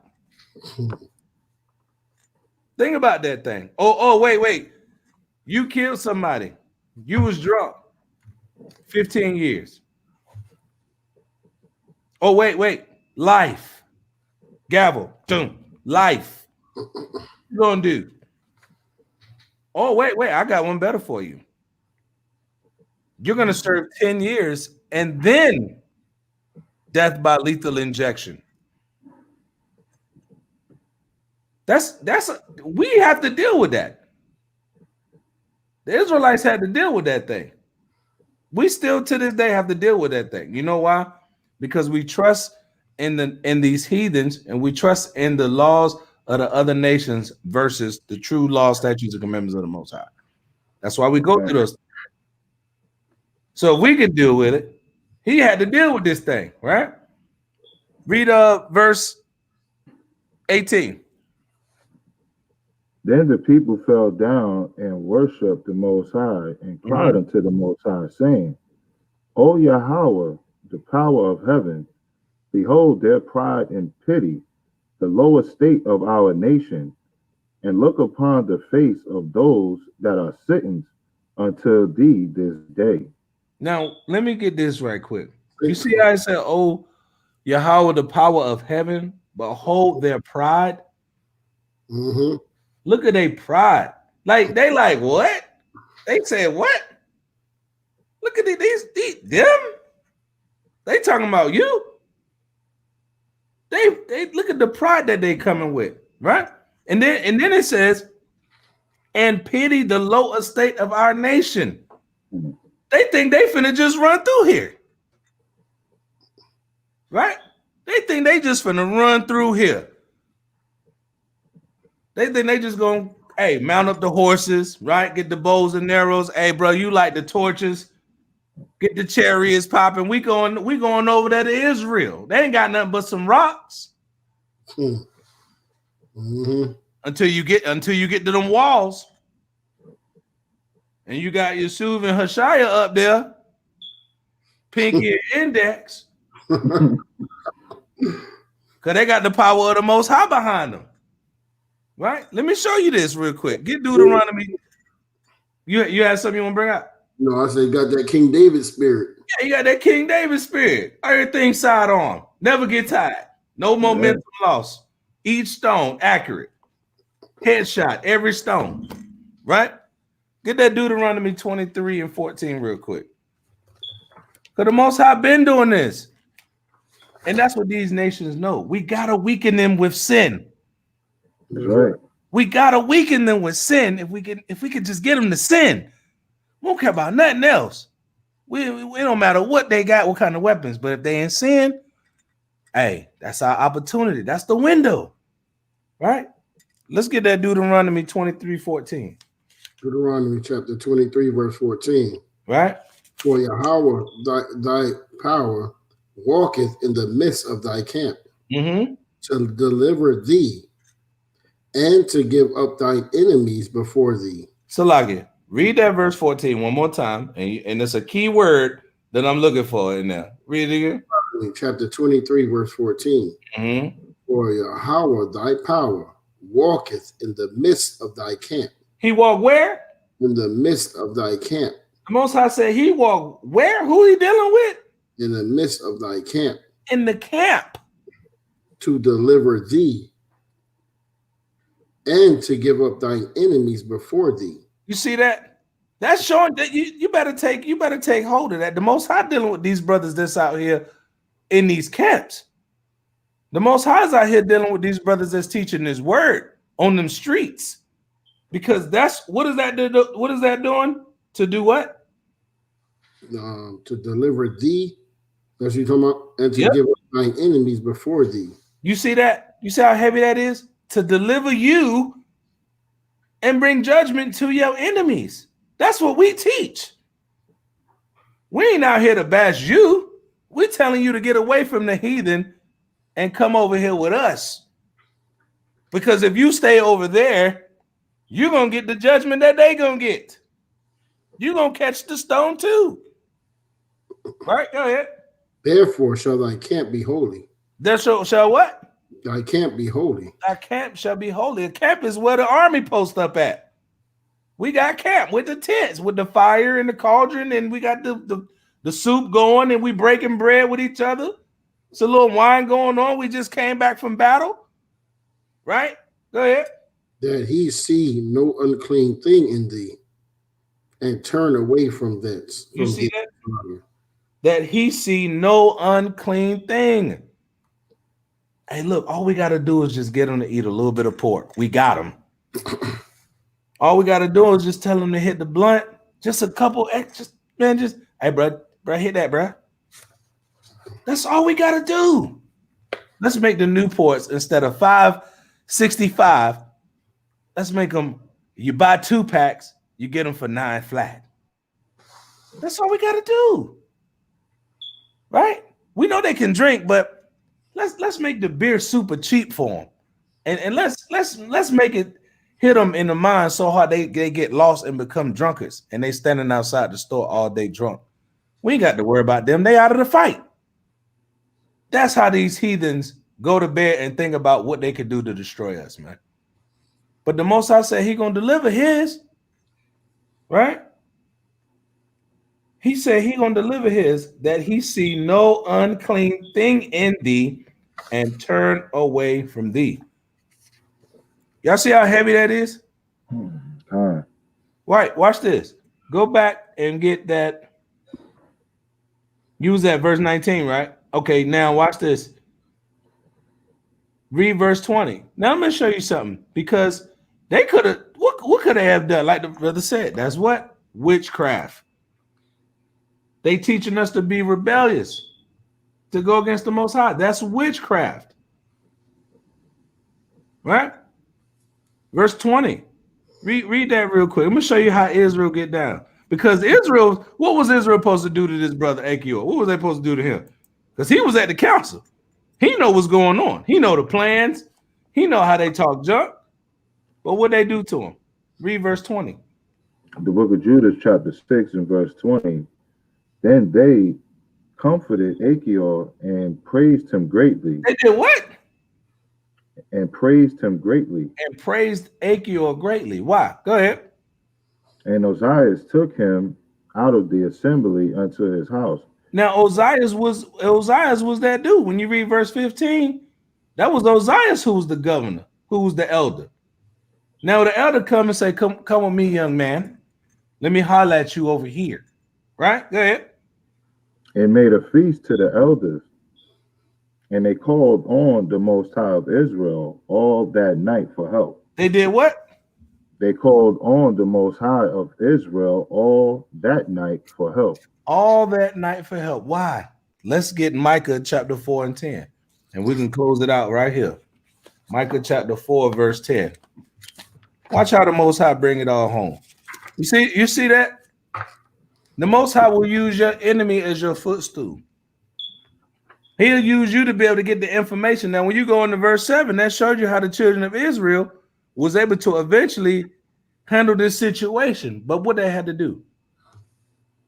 Submit, commit to worshiping the Most High, praising the Most High, putting a feast together, showing humility, right? Let's get that Micah chapter 4, verse 10. Micah chapter 4, verse 10. Right? Be in pain and labor to bring forth, O daughter of Zion, like a woman in travail. For now shalt thou go forth out of the city, and thou shalt dwell in the field, and thou shalt go even to Babylon. So like it. Now, if we dwelling in the field, what we doing? If we putting boots on the ground, where we at? We in camp. That's right. We're not just chilling in our beds, just chilling. Hey, look, let me type up. Let me talk some junk to this brother. No, the Most High wants you to go take your ass to work. Go to battle. Go get in that spiritual warfare. Right? Go ahead. There shall thou be delivered. There shall what? Thou be delivered. So the Most High said, when you out there in the midst of the field, and thou shalt go even to Babylon, what's going to happen? There shall thou be delivered. That's where you're going to be delivered. When you think it, when all the odds are stacked against you, that's when you're going to be delivered. Go ahead. There Yahweh shall redeem thee from the hand of thine enemies. Read that again. Oh, shocking. It says from Salakia. There Yahweh shall redeem thee from the land of thine enemies. From the hand of thine enemies. Go ahead, verse 11. Now also many nations are gathered against thee. Hold up. What's the name? What's the name of this lesson? All nations hate the true Israelites. Read that verse 11. Now also many nations are gathered against thee. No, they're your friends. Many nations are gathered against thee. No, Bob the builder at my job, he's a good guy. And now also many nations are gathered against thee. Many nations are gathered against thou. Right. Go ahead. Let's say, let her be defiled. Let her be what? Defiled. They want to run up on you like they raping you. Let her be defiled. What that mean? I'm gonna take what I want from her. She's a virgin. She ain't been touched. I can do what I want to. That's what they say about us. Right? Go ahead. And let our eye look upon Zion. Look, the prize is what? Let our eye look upon Zion. Keep your eyes on the prize. All we got to do is keep a little sin in them. Right? Go ahead. But they know not the thoughts of Yahweh. Read that again. But hold up. That's heavy. You see that? See how they got all these thoughts, these other nations. Yeah, man, we're gonna destroy them, bro. Yeah, look at Zion, bro. That's that mighty city over there. They got the women, you know what I'm saying? They men strong. They produce. We could make good slaves out of them. And read verse 12. But they know not the thoughts of your Most High. But they don't know the thoughts of our God, our power. Go ahead. Neither understand they his counsel. They don't understand his counsel. We having counsel right now. See, they have their counsel to do wickedness. The Most High tell us to gather together in righteousness. Right, go ahead. For he shall gather them as the sheaves into the floor. You see that? For he shall gather them. Right? Go ahead. Verse 13, arise and thresh, O daughter of Zion. Get your ass up, Israelites. Wake up. Go ahead.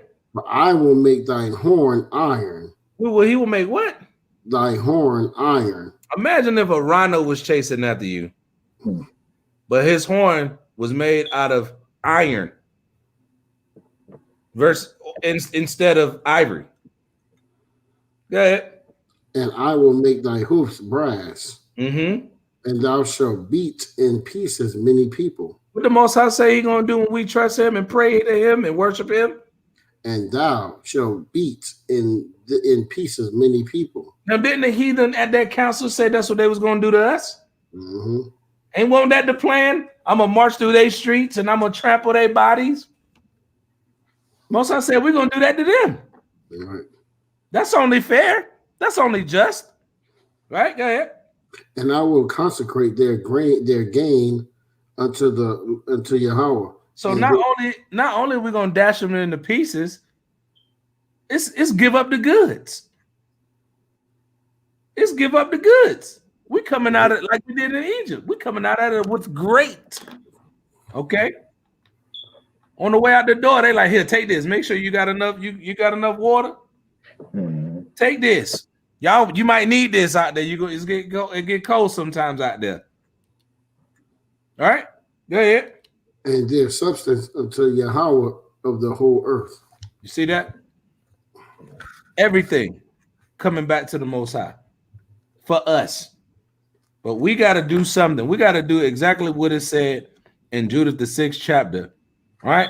In the 21st verse. Read that one more time. Read that Judith 6:21 one more time. Because this is what you should be doing every night. I don't care how good you think things are. Read that, brother. The book of Judith, chapter 6, and verse 21.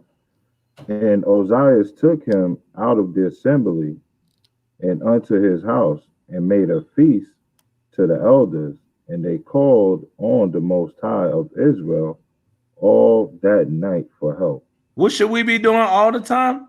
Calling on the Most High. All night for help. You better ask the Most High to give you help. Help me understand what that means. Help me be a better brother. Help me keep your law, statutes, and commandments. Help my enemies destroy themselves. Help me keep your law, statutes, and commandments better than what I did today. That's what we got to be doing. Because if not, then that leaves that little bit of wiggle room for them nations to come in. We can't have that. The time is too short now to go backwards. So did y'all have any other precepts? No, I just wanted to say, and when you continue on with the history, the rest of the history on this, you know what I'm saying? We didn't win this battle, by ourselves, putting up sword and shield, you know what I mean, and fighting these people. You know what I mean? We overthrew this enemy by the beauty of the woman.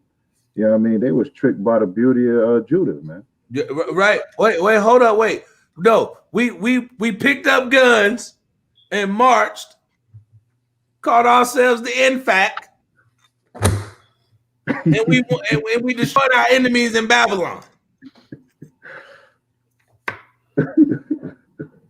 That's what happened. See, we gotta go back to these scriptures, man. Yeah, but you know what? It's crazy, man. Like, and that's how you know the 2/3, man. They think that they have trust in themselves. You know what I'm saying? They have trust in their own. You know what I'm saying? They don't have trust in the Most High. You know what I'm saying? That's why they're gonna be destroyed. And it's literally like us going against them is really like throwing pebbles of rocks against them, against military tanks. That's basically what it is. I don't care what kind of guns you think you got. I mean, man, listen, they got ammunition unlimited.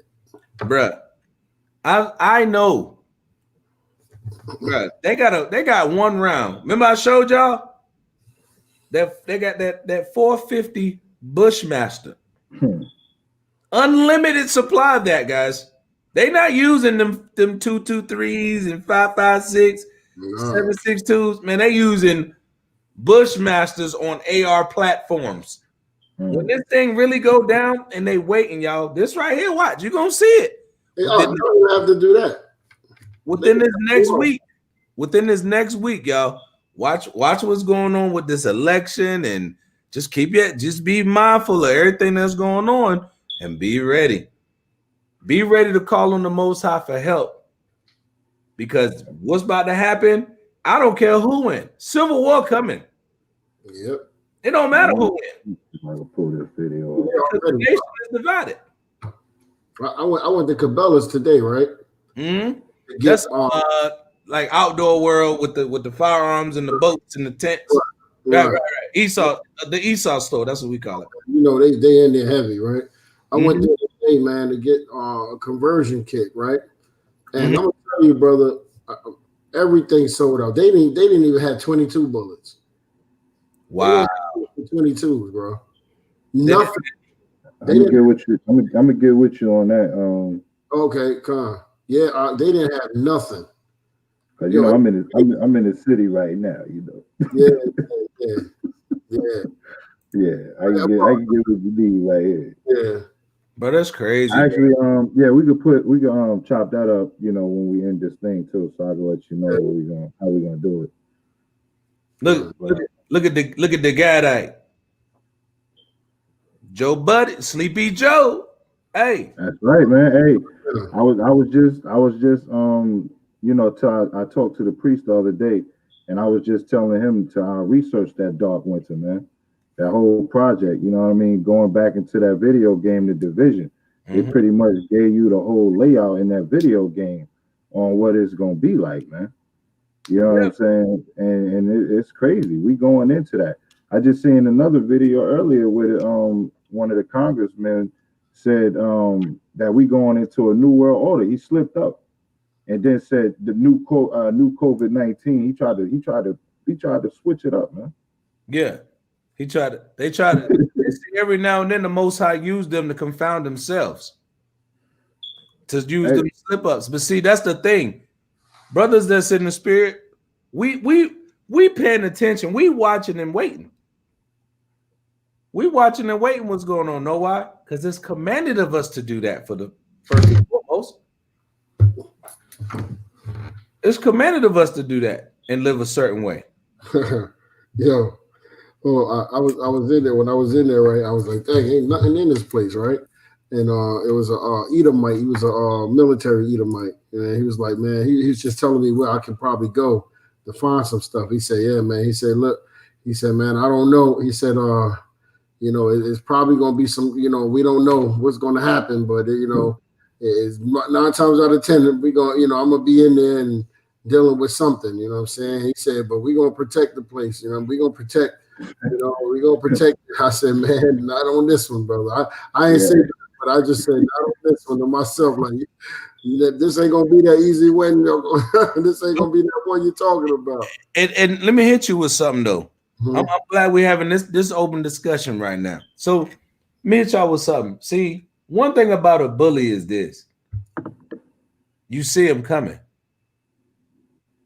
You see him coming. So we know that you out there training your little Beckys and your little Amy's and all that. But the problem is a bully can't be a bully for so long because eventually all the little guys going to jump you. Eventually all the little guys going to jump you and they know that you coming. That's the thing that they don't understand. See, it's easy to shoot at somebody when they know justice, no peace. But when they get tired of screaming that and they shoot back and they fighting back and they sicking they pit bulls on you, then it ain't gonna be so, oh yeah, when we ain't worried about that, I'd love to see you try it. That pride is what's gonna hurt them. That pride and that we can't be beat attitude and we're the greatest. That superiority complex that they have, that's gonna be their downfall. That's gonna be their downfall. You watch. When it come down to it, because the 2/3 are gonna take it to them. You best believe it. The 2/3, they gonna take it to them. It ain't gonna be as easy as they think. It ain't gonna be an easy one this time. It ain't gonna be easy as they think. When they was in slavery, that was them fighting against each other. They was Michael and Tom was living in the same house. One of them wanted to be a so-called good Christian. The other one wanted to be a good Christian. He just wanted slaves, so he didn't have to do nothing. But they both was Christians. No different than the Democrats and Republicans, and they ended up fighting each other for that thing. But black folks didn't have nothing built up. It's some black folks that got some hardware. Don't be stupid. Oh, bro, let me tell you. Don't be stupid. Bro. But they don't think that that's what I'm saying. They don't think that brothers is getting locked and loaded. We're not condoning that. We're not telling nobody to go do nothing. We're telling brothers wait on the Most High. Defend yourself. Don't let nobody run up on you. Like the elder said, don't run out the back door. Right? Hey, look, let me show you this real quick. You know what I mean? Our weapons ain't carnal, man. Our weapons is spiritual. You know what I mean? And we ain't, you know, they not messing with this, man. Let me see y'all. Let me see if y'all can see this. You probably ooh, my goodness. With the tracer rounds. Look at the chariot. Look at the chariot. Wow. Bruh. I can see it. Hey, all right, that's when they was trying to shoot at the chariots. Yeah. This is in Iran. Yep, I remember. I saw that before. They can't touch that thing, man. Hey, It's playing with them. Playing. You know what I mean? So that's what they up against, man. You know what I mean? So that's why I said just sit back and enjoy the ride. Space Force, man. That's why they putting together their Space Force, man, because they already know. That's right. That's what I was just brought that out today. And the crazy thing, they ain't ready for 200,000 of them. You know what I'm saying? It's gonna be crazy. 200 million. That was just what, a group of like 3 or 4. And so you looking at the Most High, you know, putting them in the earth. You know what I mean? And then when he give us our spiritual powers, you know, you might have that one bullet that might knock out 10. That's right. Just look at it. Right. But see, that's the thing. That's going to take faith, and that's going to take us coming back to him instead. No, that's right. That's right, man. That's right. You know? At the end of the day, it's all about us doing what we're supposed to do, so he can do what he told us he was going to do. It's all about us, man. Everything is all about the Israelites and how these other nations they hate us and they want to see our demise. But as long as we calling on him and we keeping them commandments, we win. We win. We have the formula to win. The problem is wickedness and sin feels so good to our people. Shalom, Yahshua. We wish you was here earlier, King. Shalom, Mark. Let me see if I can pull up that clip real quick so y'all can see what I'm talking about with that, since you still got it up on the screen. Before we these are some heavy demons, man. Yeah. And they know what's going on. Let's see. That's how they get down, man. They trying to do everything to keep us under wraps. They don't, man. As long as they keep us downtrodden, man, they're gonna win. Now check this out. This is a video game now. You know what I mean? 7 years ago. A real-world exercise tested the emergency response to a bioterror attack on the continental United States. The operation was called Dark Winter. Wow. In just a few days, the simulation spiraled out of control. The operation predicted a rapid breakdown in essential institutions, civil disorder, and massive civilian casualties. Dark Winter has revealed how vulnerable we've become. Our lifestyle, our security, our safety depends on a delicate and unstable economy. We've created a system so complicated that we no longer understand how to control it. Oil, power, shipping, transport. We live in a complex world. And the more complex it gets, the more fragile it becomes. The system is built on a global supply chain that gets things where they're needed, just in time. We've created a house of cards. Remove just one, and everything falls apart. Mm-hmm. And what's fueling the system? Money. Americans can spend $90 billion in a single day of shopping. Damn. Last year, 200 million people swarmed their local stores on November 23rd. We call that day Black Friday. Did you know that a flu virus can survive on the surface of a banknote for up to 17 days? Wow. One day there will be a pandemic. It could begin during the crush of Black Friday sales. A pathogen will jump from tainted banknotes to human skin, onto food, toys, children, and loved ones. By the time patient zero feels the first sore throat, millions of people will already be infected. From this point, the breakdown will happen fast. Day 1, hospitals will reach capacity. Panic will strike. Day 2, quarantine zones will be established. Resources will be rationed. Transport will go into lockdown. Day 3, international trade will stop. The oil will dry up. The stock market will collapse. Day 4, the power will fail. The shelves will be empty. The taps will run dry. And once hunger and despair take hold, people will do anything for survival. By day 5, everyone will be a potential threat. In 2007, a new presidential directive was signed quietly into law. This maps out the government's response to a crisis, a plan to cope with a real dark winter. It is known as Directive 51. There are rumors of shadow agencies, sleeper cells, covert agents, but nothing can be confirmed. Our complex world is primed for breakdown. And once the chaos strikes, There won't be resources to save us all. the only question left is, what will it take to save what remains? And that Directive 51 is real. You could look that up. Well, I figured it was. You know what I'm saying? Yeah. And look, man, it's a video game, man. Look at that, man. It's a video game, bro. You know what I mean? That's the type of stuff, man, you know. Wow. Hey, They get us the layout right there. you got me about to ready to go download that joint. I'm about to see what's going on with the pandemic on the hundreds. Hey, that game is like that too, though. Yeah, You know because what I'm saying? I remember in the early 2000s, those Tom Clancy games was like that. That was like the first mixture of like Call of Duty with like spy type, you know, Right. covert. Yeah. Yeah. What's the name of that game again? Division. Yeah, Tom Clancy is an author. He got a lot of stuff like that. Yeah, that's the first one. They got part 2 out now. But that's the first one that came out I think like 5 or 6 years ago.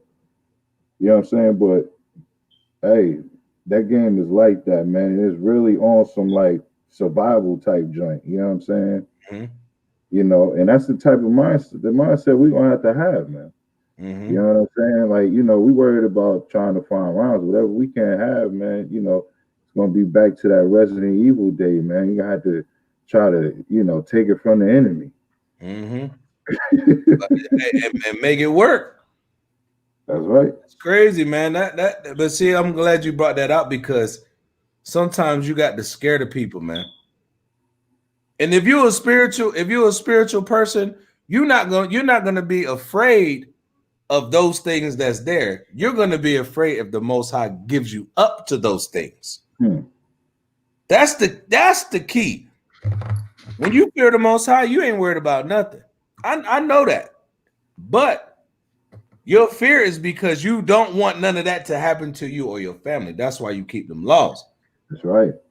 Them that ain't keeping them laws, they prime pickings. They good pickings for that right there, what you just put up. The diseases, right? The plagues, the food running out. We've been telling people that. We've been telling how many, bro, we've been on the street for years telling people, hey man, that food gonna run out, bro. What you gonna do? That water gonna run out. Hey, bro, what you gonna do? Since you ain't got no man, but you got 5 Remy Yaki weaves at the crib. Some eyelashes that you attempted to steal. What you gonna do in that day? What you gonna do in that day when all hell break loose? No, you can't. Ain't no going to the gas station getting no gas. What you gonna do? That's right. What you gonna do? You better have the power of Abraham, Isaac, and Jacob and be asking him for help. Hey, you Before better have the laws. You What'd you better say? have the laws in the righteous order of the laws. You know what I'm saying? That's why everything is set up like that for a reason, man. You know what I mean? So, you know, we got a lot of you know, sisters thinking they don't need no man in these days, man. That's And right, bro. that's going to be a heavy deceiving, man. You know, because that's the order that's set up. That's gonna be a stumbling block. Well, that's gonna be a big stumbling block. That pinky toe gonna get toe up on that stumbling Right. block. Hey, put up that scripture Yahshua put up.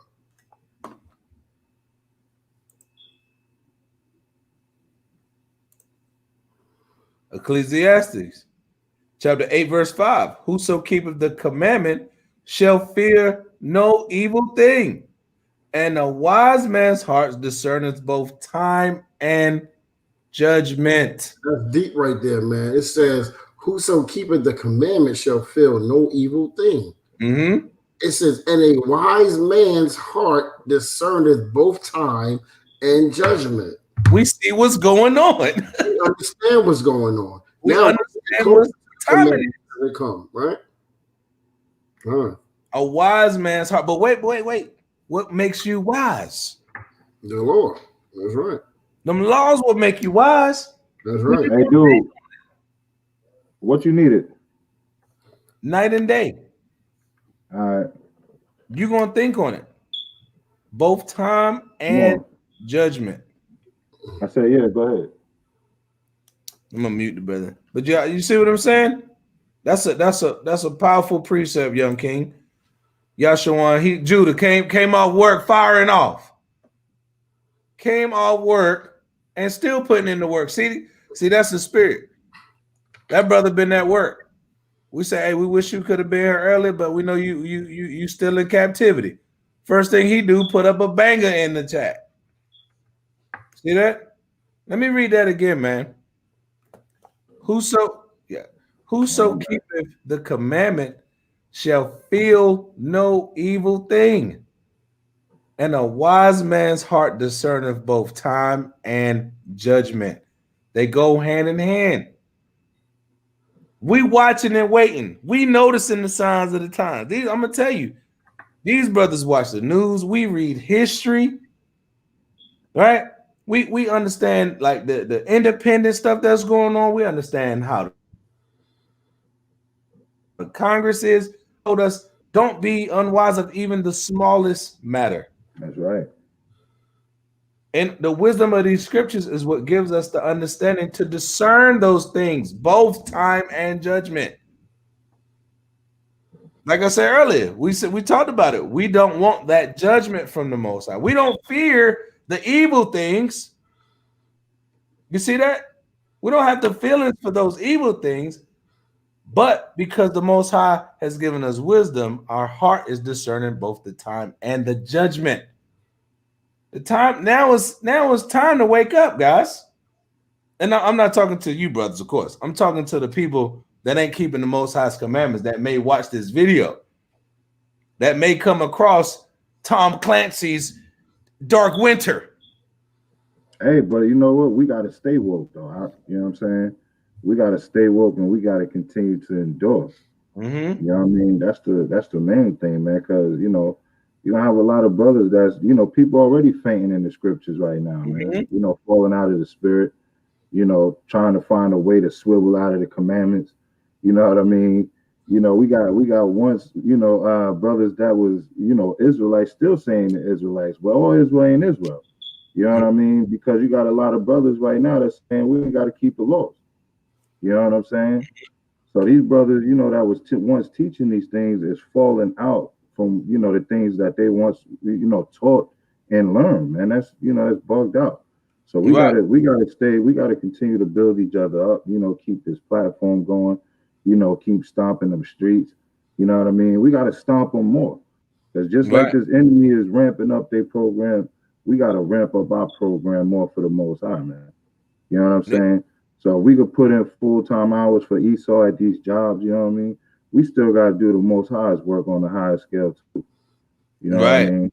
So any one of you brothers, man, want to go out and hit them streets, man, anytime on a different level.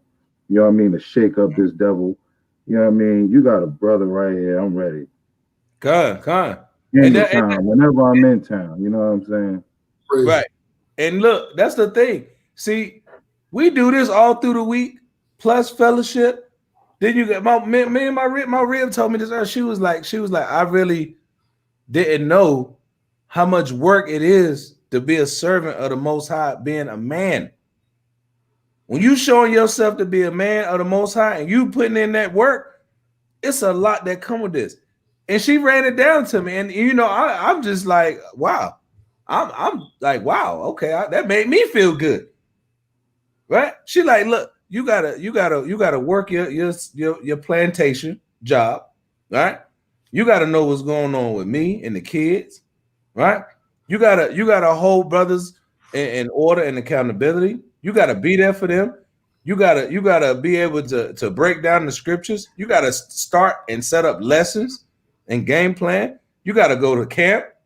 You know what I'm saying? You got to build and fellowship with other brothers and congregations. Like, you got to do a lot. She's like, I don't even know how you got that much time. My wife told me this today because it's heavy what you just said, bro. Like, it's a lot of work.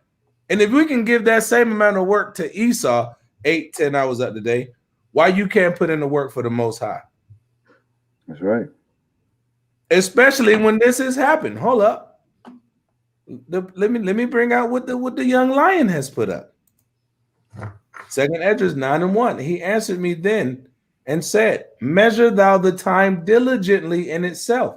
And when thou seest part of the signs which I have told thee before, watch this, then shalt thou understand that it is the very same time wherein, watch this, guys, the Most High, the highest, will begin to visit the world which he made. That's right. So now you put in that work, man. Put in that work, man. Beautiful precept, Yashawan. The water for the precept. Put in that work, man. Now is the time. Wake up do your best to wake up as many people as you can, man. Pull them to the side. Hey, bro, you know you're an Israelite? What's your nationality? Let's hit them with the basics, the Deuteronomies. All right. Let me pull out one more now. Say what, King? Let me pull out one more on that. Okay, go ahead, King. 2nd Esdras chapter 14 and verse 14. And Salak, before you go in, didn't we do a breakdown on Esdras? That's right. A few weeks back. What we give him? Esdras what? I forgot. I think we was in 16. Man, I got it. I'm It just saying, we observing, like the scriptures say, observe what's going on. See? Go ahead, King. My bad. Go ahead. The book of 2nd Esdras, chapter 14, verse 14 reads, let go from the mortal thoughts, cast away the burdens of man, put off now the weak nature, and set aside the thoughts that are most heavy unto thee, and haste thee to flee from these times. For yet greater evils than those which thou hast seen happen shall be done hereafter. For look how much the world shall be weaker through age, so much more shall evils increase upon them that dwell therein. For the truth is fled far away, and leasing is hard in hand. For now hasteth the vision to come which thou hast seen. You know what I mean? So we gotta put off these weak natures, man. We warriors in the spirit. That's right. You know what I'm saying? We always been that way. That's why we mighty. That's why we fight the way we fight. That's why we play Esau sports the way we do. You know what I'm saying? So we gotta put off that nature, because that's a weak nature, you know, that we picked up from them. You know, speaking about the Grecians earlier, we learned that from them. You imagine if we take all of these. You imagine if you take all of our brothers out of the NBA, out of the NFL, you know what I'm saying, from out of these arenas, you know what I mean, and bring them out here into this truth, man. We mighty men.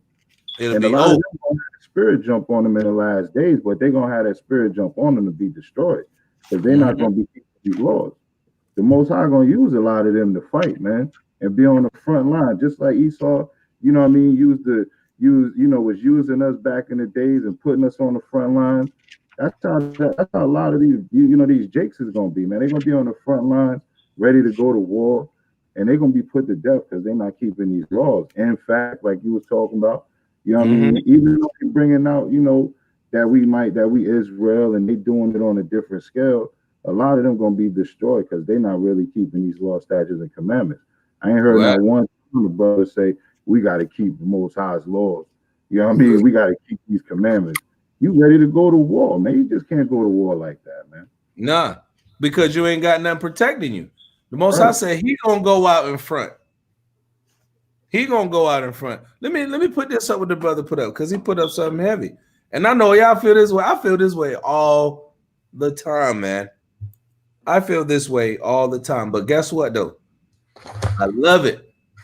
Even dealing with clothing business. So I'm guessing he's saying with his hustle that he got on the side, his entrepreneurship, right? Very true. Work, King. And then I have to work with Esau. I never sleep. And that's the cycle of these heathens. These heathens want to work you to damn death and keep you away from the Most High. We got to understand that thing. These heathen want you to join to them so you don't have time to worry about your God. It's crazy because they make you work. They make you work from Monday to Friday, right? Saturday, basically, everybody trying to get everything. Saturday, they open the whole world up to go shopping. That's right. Right? And then Sunday is like, they make Sunday like the rest day. They do this stuff is on purpose, man. Purposely set up that way. That's right. Yeah. You remember how it used to be back in the day? There was hardly anything open on Sundays. That's right. Yeah. Them must be closing at 5:30. They be like, wait, it ain't even dark outside. That's right, but Esau's so greedy. They don't care. They want everything. They don't care if their Sabbath, their Sunday Sabbath. They don't care. They just want money. That's right. Esau trying to get it. But the main thing they do on that Saturday is what? They give us those sales. You know what I'm saying? Make put the sales out there, and Big Mama can't stay in the house, man. Yep. Gotta run out and okay, she's throwing it up. To keep you in sin. Remember, that's right. All we gotta do is get them just a little bit of sin. We win. Hey, and when I was opening the food truck business, right? Saturdays when they really kick off. You know what I mean? Like when you do the events and stuff. And, I'm telling them like, listen, I had to tell everybody like, hey, we better make it what we can on Friday until the sun go down and Sunday morning because that's happening. You know what I'm saying? I don't care if I lose a lot of money. It's listen, man, I put the Most High first, man. Period, man. Would you say, bro? You do what? We put the Most High first, man. Let's get with the sister Nadawa Bat God had to say. Hey, and what's heavy about these precepts that she put up right here is that I was actually in the spirit going into the chariots. Like I just put the chariot joint up there right there. That's what I was dealing with earlier, linking up these precepts with the chariot events, man. You know what I mean? So that's heavy. And when that's done, let me bring out verse 19. I'll read it, matter of fact. All right. Let's get Exodus. How she put up? The Exodus 14 13 to 21. All right. The book of Exodus, chapter 13, verse 21. And the Most High went before them by day in a pillar of a cloud to lead them the way, and by night in the pillar of fire to give them light to go by day and night. That's right. And that's those chariots right there. Yeah. That's gonna cover us on that day. And a lot of our people, don't know, man, that same rock was Christ, man. That was Yahawashi. You know what I'm saying? That was leading us by the way. You know what I mean? In Corinthians, the 10th chapter. You know what I mean? Don't play with them. They ain't trying to hear that. Let me get this one right quick. Let me. She done lammied the lammy. Okay. In the chat, she done lammied the precept. Let's get Exodus 14 and 14. The Most High shall fight for you, and ye shall hold your peace. Period. He gonna do the fighting. That's right. Right? Hey, jump down to 19 and 20 on that. You said what? 14, 19, 20? 19 and 20, yeah. What? You break up. 14? Yeah, chapter 14, 19 and 20. Okay, con. The book of Exodus, chapter 14, verse 19. Mm-hmm. And the angel of the Most High, which went before the camp of Israel, removed and went behind them, and the pillar of the cloud went from before their face and stood behind them. And it came between the camp of the Egyptians and the camp of Israel, and it was a cloud and darkness to them, but it gave light by night to these, so that the one came not near the other all night. That's the Most High dividing us with righteousness, the light from the dark. That's right. You see that? They held the barrel, but they think we be tripping when we say the chariot's gonna crack that sky. You damn right we believe the chariot's gonna crack the sky. You best believe it, because the scriptures say that's what's gonna happen. Hold up. Let me jump over here real quick. Let me get the Lamentations 5 and 5.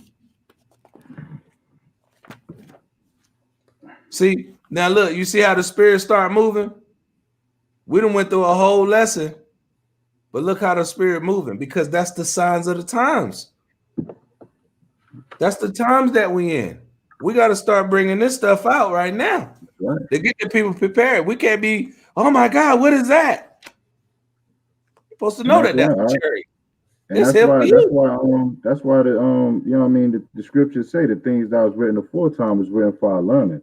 You know what I mean? All these things is gonna happen again. You know what I'm saying? You know, these nations is gonna be destroyed the same way. You know what I mean? They're gonna see the chariots coming down, you know, protecting us around the camp, putting that light up. They're gonna be scared, they're gonna be blinded. You know what I'm saying? They ain't gonna know what to do, but we're gonna have light to see our enemies. Mm-hmm. Right. And watch this. This just let me backing off when we was talking about how we labor in this thing, how we, you know, got to work the 9 to 5, and still you got to serve the Most High. You can't let the 9 to 5 get more work than the Most High. You can't let that happen, right? Isaiah chapter 5 verse 5. Our necks are under persecution. Then they showed you how they gonna put your neck under persecution this year, right? We labor and have no rest. Watch this. We have given the hand to the Egyptian and to the Assyrians to be satisfied with bread. Right? Satisfied with bread. We ain't gonna never get no rest here.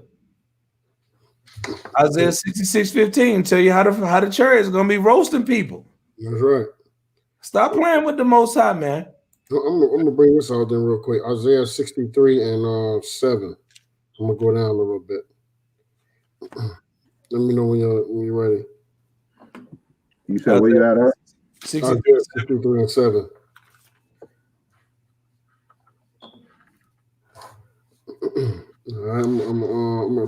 Isaiah 63 and 7 says, I will mention the loving kindness of Yahweh and the praises of Yahweh, according to all that Yahweh have bestowed on us, and the great goodness towards the house of Israel, which he had bestowed on them according to his mercies, and according to the multitude of his loving kindnesses.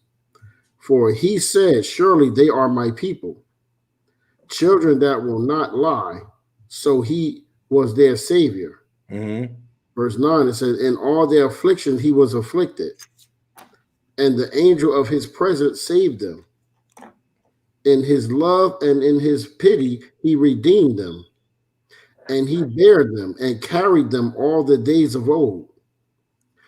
Verse 10, it says, but they rebelled and vexed his Holy Spirit.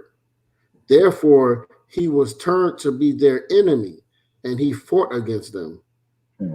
Verse 11, then he remembered the days of old, Moses and his people, saying, where is he that brought them up out of the sea, with the shepherd of his flock. Where is he that put his Holy Spirit within him? And led them by the right hand of Moses with his glorified arm, dividing the water before them, to make himself an everlasting name. It says that led them through the deep as an horse in the wilderness, that they should not stumble. As a beast that goes down into the valley, the Spirit of Yahweh calls him to rest. So lead thy people to make thyself a glorious name. You know what I mean? So this man, the Most High, is going to lead us, man. He's going to lead us just like he did back then. The days are old. But this right here is going to be a marvelous lead. Yeah, that's what I was thinking. Like, man, this stuff going to be crazy. This, man, bro, let me tell you, understand that we know that this kingdom right here is, you can actually read about this kingdom in every foul kingdom that we read throughout this whole book. This is all those kingdoms in one. And yep.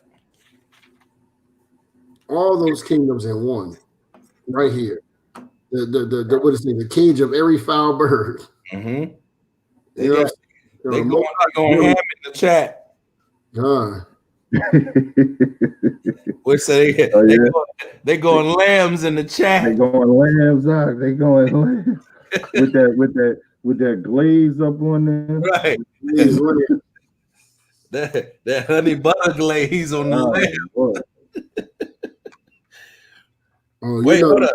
Ezekiel will be popping it. Yeah. I gotta put that up. Ezekiel chapter 1, verse 4 and 5. And I looked, and behold, a whirlwind came out of the earth, came out of the north, a great cloud, and a fire enfolding itself. And the brightness was about it, and out of the midst thereof, as the color of amber, out of the midst of fire. Also out of the midst thereof came the likeness of 4 living creatures. And like this was their appearance, they had the likeness of a man. And everyone, I got to keep reading this. And everyone had 4 faces and 4 wings, and their feet were straight feet, and the sole of their feet was like the sole of a calf's foot, and they sparkled like the color of burnished brass. And they had the hands of a man under their wings on their 4 sides, and they had 4 had their faces and their wings. Their wings were joined one to another. They turned not when they went everyone straight forward. So these mothers, they must. Hey, look. You know, Ezekiel saw a lot of stuff, man. I know Ezekiel, they probably thought Ezekiel was damn near half near nuts when he was describing what he was seeing, because you gotta remember that at that time he couldn't really describe it with the words that we have now. He was going off the best of what the vision that came to him, right? Like the brother Yeshua, but color not in the Bible. We telling you that the wait, burnished brass. This is the angels. Hold up, I gotta pull that. Hey, and the color amber. You know what I'm saying? Right, burnished brass. Let me hold on. Let me just see what color that come out as. Burnished brass. Ain't that in Revelations 4? Which one are you looking for? Wait, guys. Hold up. I got it. Burnished brass. Look at the search. I didn't make that up. Hey, look, what does it say? They're gonna lose their minds. They olive color. Burnished brass. Hey, they love. They love that one, yo. The olive color. Olive color. Hey, look. I always ask them. I said, "What color are the olive? Are they green, black?" They always try to say, "Well, do you know it's more like the green one we think." It's more like an olive-ish. He like the one at the top left. Yeah, it's more like that green one, you know.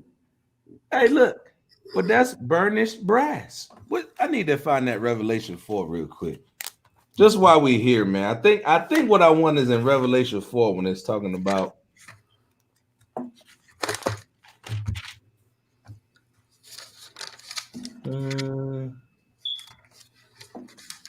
Okay, yeah. That's it. When Revelation. you go into the amber on the Turkish side to what they saw, this is what they saw.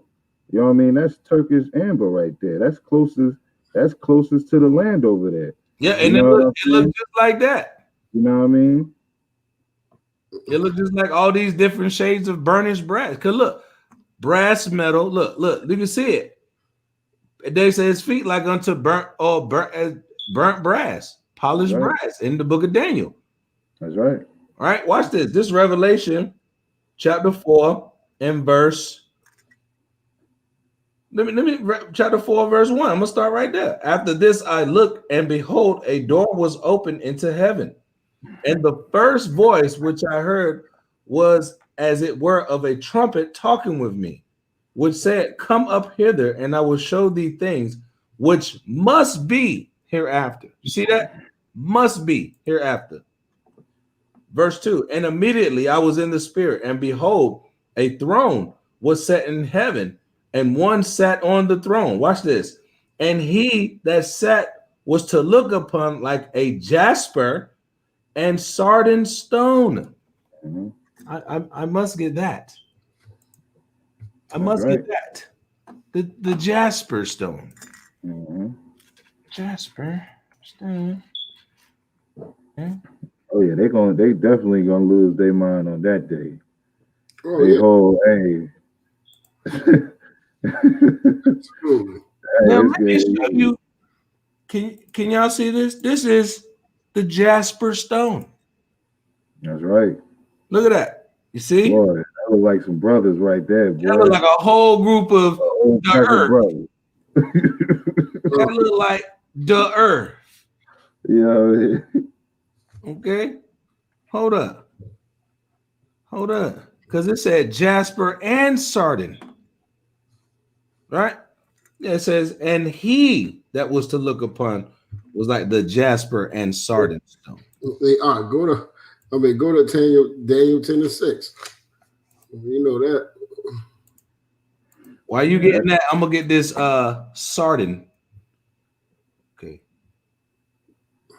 Now we ain't telling nobody to go pick up no rocks and start kissing them and you know what I'm saying? We ain't saying that now. It ain't no power in the damn sardine now. You want me to read it for you, Art? Yeah, I just got it. I start at 5. Y'all finna be mad at me. These folk gonna be mad at me. You know, start at 5. You said up.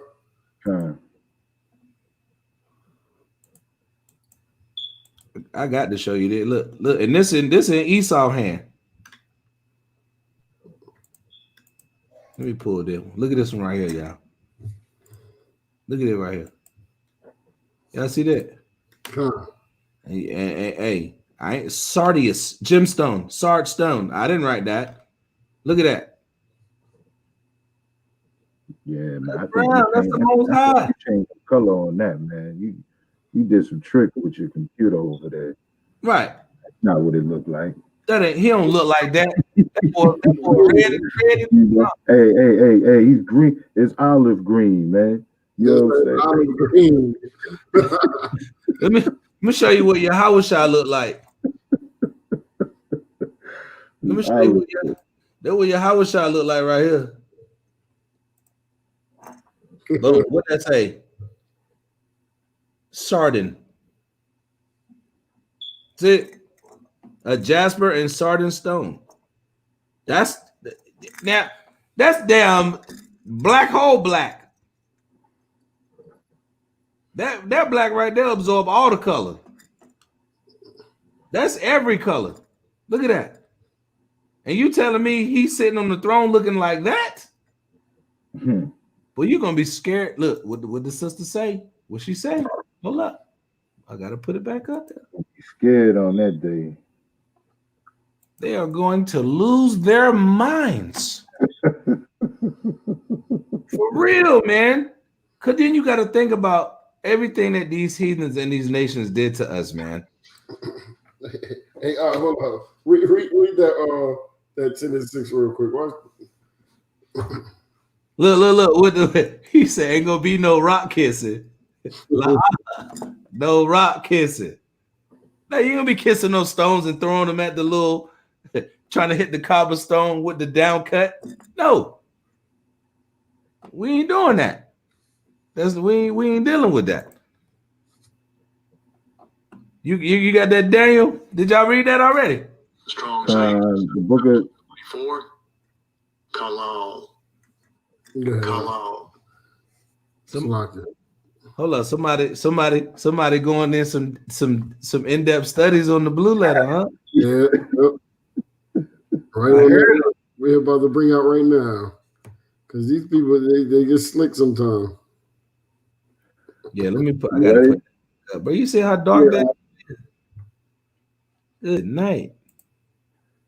The book of Daniel, chapter 10, verse 5 reads, Then I lifted up mine eyes and looked, and behold, a certain man clothed with linen, whose loins were girded with fine gold of Uphaz. His body also like the beryl, in his face the appearance of lightning, in his eyes as lamps of fire, in his arms and his feet like in color to polished brass. So it says like in color, right? Now I want to it said polished brass, right? Now that word is kalal, right? Kalal. It means burnish and polish. See, that's what they try to throw you off at. Well, can you see it? Oh yeah.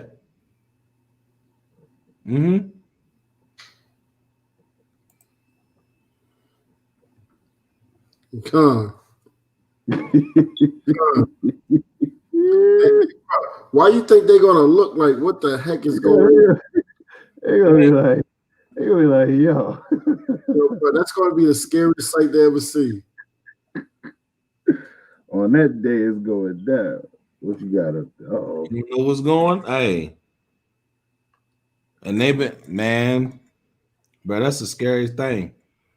Now look at this. This is truly burnt brass right here. Look at this right here. Let me show y'all this. Y'all see that? That's burnt brass right there. That look like my skin. I put my hand to the joint right now. My skin look like that. That's right. Right now, my forehead shining just like that curve right there. Yeah. But this a white man's book. See. yeah, true. When they see that, they're gonna be going crazy. Hey, it's over. Hey, they see that right there. Brother will be perfectly in line. Okay? That's what's gonna happen. They got all the people lined up. Oh man. Hey, look with him sitting up there. Oh, bro. We scared and he on our side. We scared. Oh boy. God. There's gonna be a lot of power in that day, boy. Hey man, what? A lot of power. Hey, you know how beautiful that looked to me? But it's gonna be so scary in the sight of the heathen, man. Oh my goodness. That's what I'm saying. Hey, bro, they gonna be like, hold up, that look like Tyrone. We in trouble, bro. Yeah. that looked like the nigga down the street that I said get away from me. That's right. That's the dude that we paid $20,000 for his house, and now that junk worth 200. I mean, no, shoot, 600,000. You know what I mean? Bro, that's the one that Becky told on and lied on and got him killed. Right. Oh wait. There go Emmett Till. Yeah. Wait. There go a cock girl. The sad part about it is, man, a lot of our people doing wickedness, man. You know what I'm saying? They're gonna be brought back to life just to see that day and go right back into some torments, man. Like, Some going to wake up to everlasting shame and everlasting content. Yeah, man. Like that, like you got like if that don't say keep the commandments for you right there, man. Come on. Like what you doing? What you doing? You know, what are you doing? What's wrong with the commandments anyway? The commandments are perfect, man. I love them. I can't find one thing wrong with them, you know. And even when I see these cats up here trying to go into the Bible, these so-called Kemetic scholars, Sinetta and them, trying to go into the book and say, this is condoning rape and da da da. I mean, you don't understand the scripture. Leave it alone.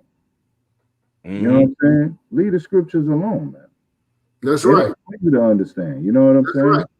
And that's why I say all the time, why do everybody is so fascinated or fixated on the scripture? If you don't believe it, put it down. Evidently, it's not for you anyway. If the Most High don't wake you up to it, I mean, it ain't for you. That's right, man. What's the use? It's like that's their whole premise. The go against the scriptures. Hey, that's why I was telling you a while ago, man. We got to start asking them questions now. What do you believe? Explain it to me.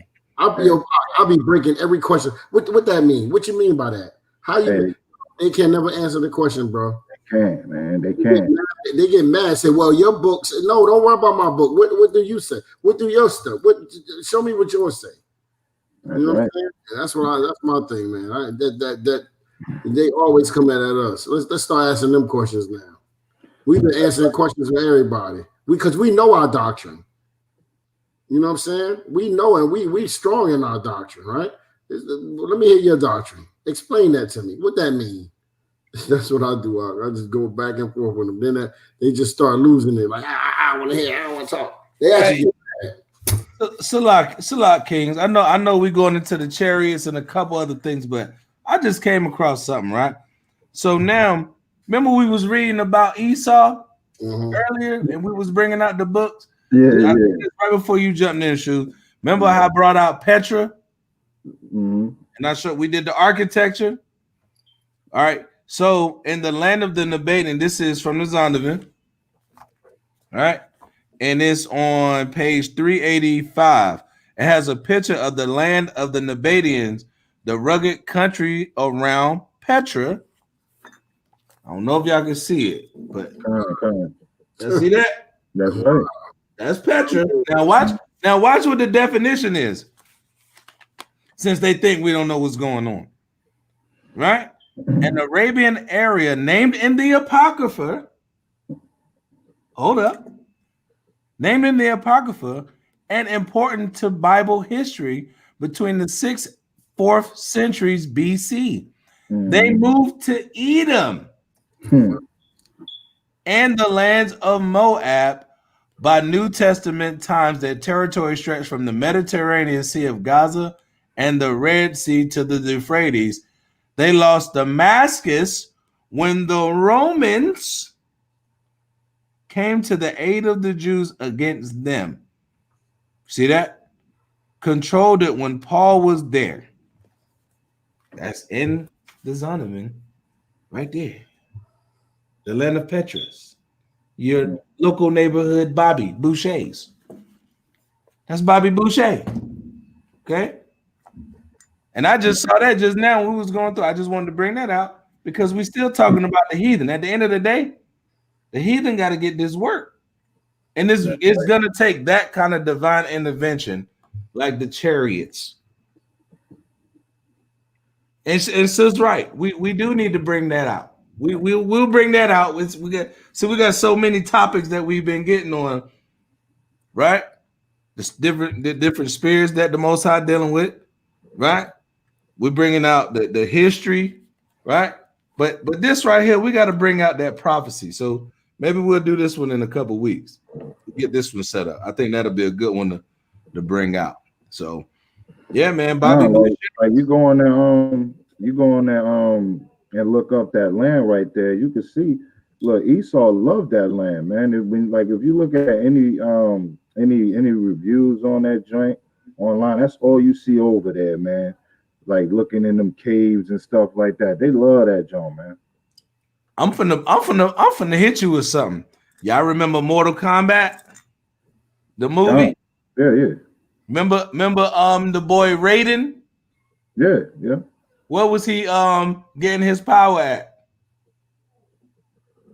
Right there in Petra. Right there on the Remember he was practicing inside that jump. I ain't remember that, but yeah, I remember the game and I remember the name. But damn, that's funny you said that. Yeah. No, you talking about that clip when he was Right, when he was like practicing. Yeah, when Shah Khan was up on the cliff looking down over him. Yeah, I know what you're talking about. You look like you trying to pull it up. Oh yeah, you see. No, I got you. Look, I got you. Hold on. Because we can't play around with this. Indiana Jones and that Jones and everything. So they know what's going on. And you know who Indiana Jones was? He was that super archaeologist. They eating monkey brain soups. All that. Hold up, man. I got the cause they don't I can't let that just slide though. I got to show it. Oh, we gotta wait for these ads to go now. You ain't finna play me with these ads. No, we don't want that. The water system to down.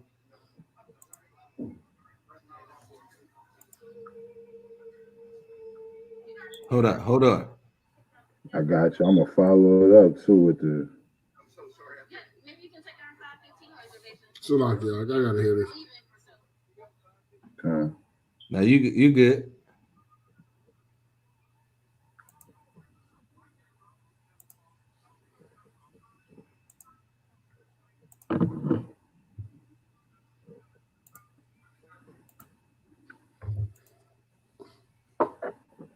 Can y'all see that? That's right. You see that right there? Mm-hmm.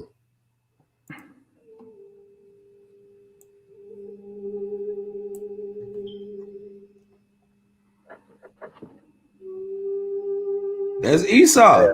I ain't even got to pull my video up now. You got it. I sure was about to hit it.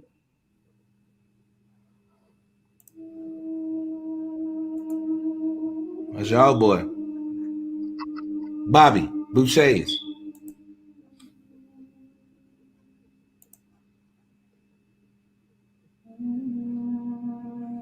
So they try to make it all mystical and that's why they think that's Ishmael. See, it was a whole country over there. Look at them caves. Mm-hmm.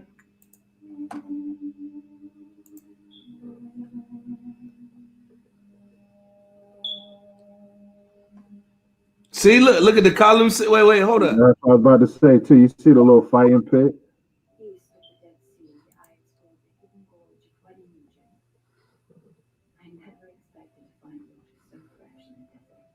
Look, Esau, man, you know that was heaven for Esau right there. He had to walk through that on all fours. We ain't gonna give Esau that kind of burns. Esau on all fours on him. Man, I know they hate that we could read now. It's probably burning them up. Like these damn niggas, we should have kept the books away from them for another 300 years. We can research like they all have researching and pulling out damn scholarly books and they linking up history and archaeologies. Yeah. Got Black Indiana Jones is out here. We gotta put these niggas back to sleep. Right. Quick. Man, this joint right here boring me though. That's how you know Esau. That's what Esau lived. That joint was boring. That's how you look. There you go. Right. See?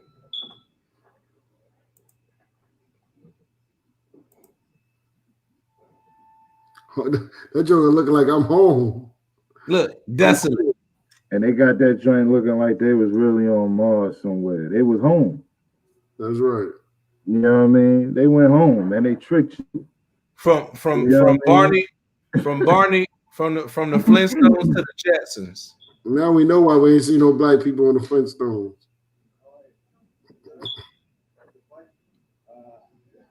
Oh, that's crazy. You see how they showing the before and after.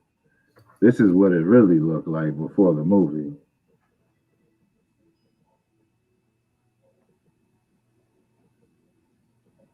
That's Esau. That was his whole kingdom. Look at that jump, man. I can see Esau running by right now. Butt naked and hairy. Told you. I remember this one. Hold up. We ain't gonna hold up.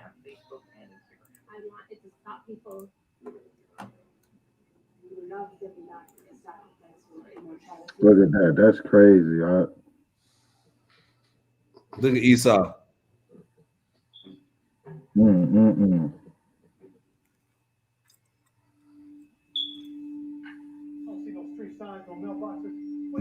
Oh wow, that's bugged out. Hold up. Yo, that's bugged out.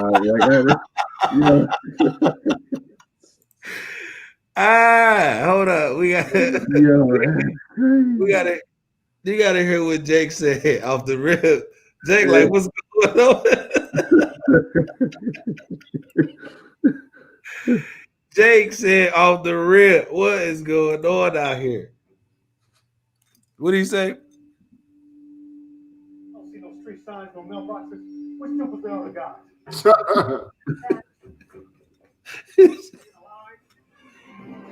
Like, I don't see no street signs or nothing. Yeah, that's wild, man. Man, they done film wild movies over there. Yeah, boy, look.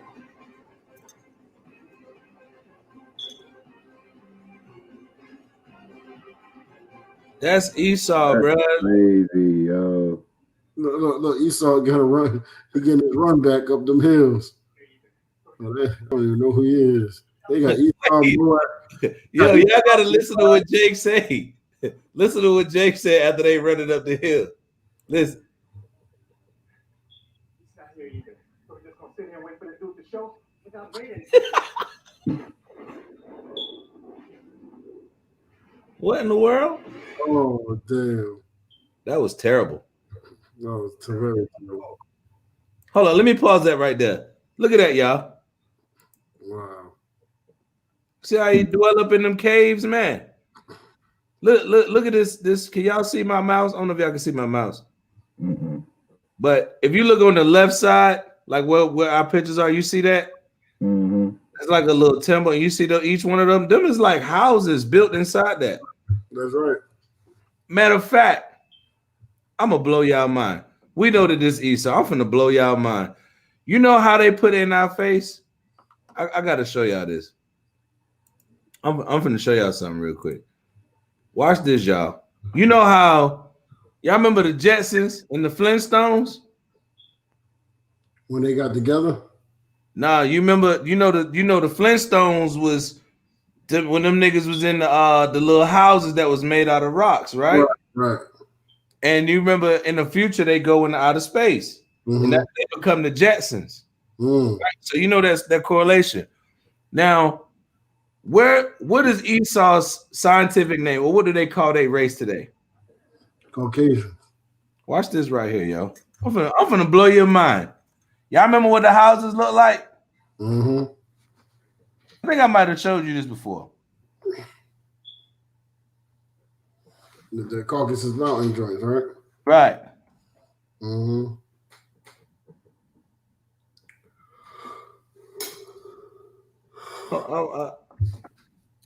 Watch this, y'all.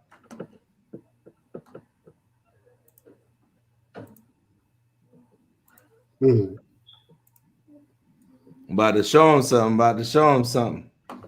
Y'all got to see this, bro. I can't let y'all not see this right here.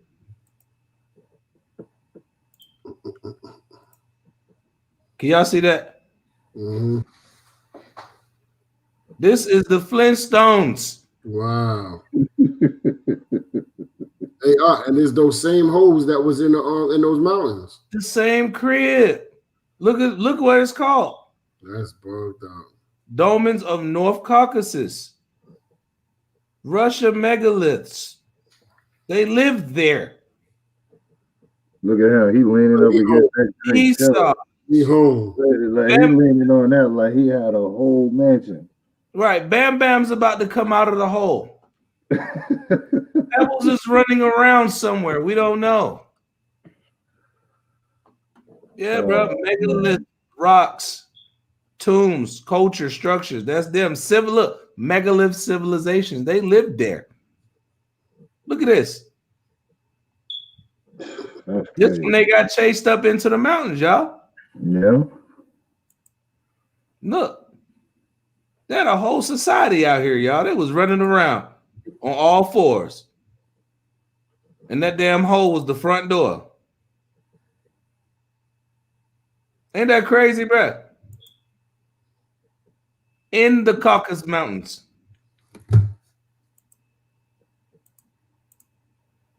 That's crazy, bro. I never saw that before. That's bugged out because that's Flintstones for real. That's the Flintstones. Bro, I'm telling you, hey, look. See, look, let me tell you something, man. We got books, man. We go into these heathens, man. And that there's a lot more.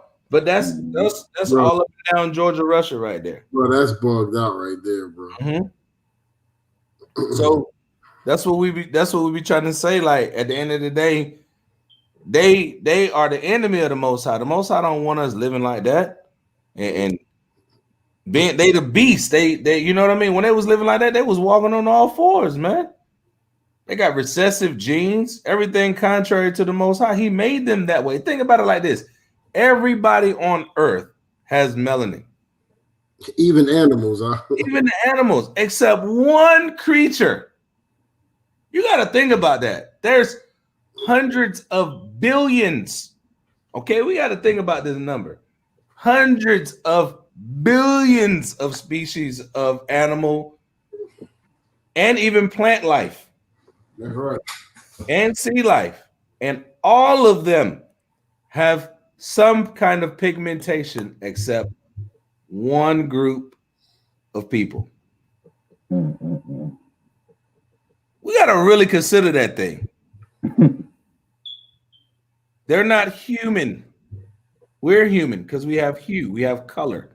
Hey, that's crazy. That's crazy saying that. I was just I was teaching my youngest daughter that yesterday because she got a project at school. So I'm like, I don't really know how you want to go about this. You know what I mean? Because I would tell you to break this down on a different level on the truth. And the teachers might be like, yeah, I'm gonna tell them that there's no people, okay? And give them a scripture. Oh, no man. People. Right. I mean, think about it though. Like, what's going on here? What's going on here? Hey, you know what though? Just like they tell us to go back to Africa, man, we need to be telling them to go back to these damn rebels, man. Yeah, we gotta put those images on on the sides, right? We gotta put that on the poster. We gotta show them who we are, bro. Yeah, that's crazy. Yeah, this is where y'all need to go back to. Right. Washing yourself. Tell who he got to go back to this. You're right. That's crazy, man. Yo, bro, that's crazy. Hey, look, you want to cut to the crib tonight. It's this. We about to sleep up under here. What's going on?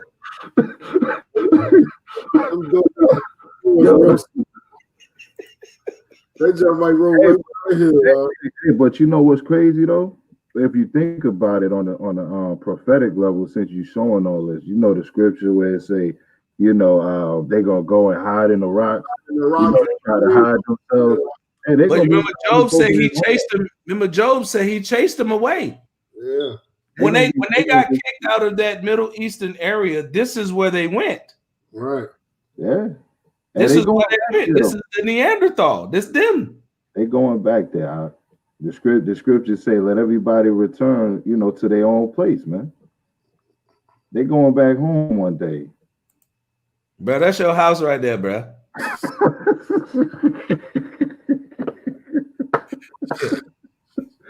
Hey, you know what? You see that, man? Yeah, you're right. We need to put that up on all the signs, man, and show them because Like, show our kids this stuff, man. Our kids got to see this type of stuff, man. You know what I mean? Yeah, bro. No, go up some more, bro. Go up. No, yeah. Up right here, right? No, right there on the right. The one on the right. The little up one more. Yeah.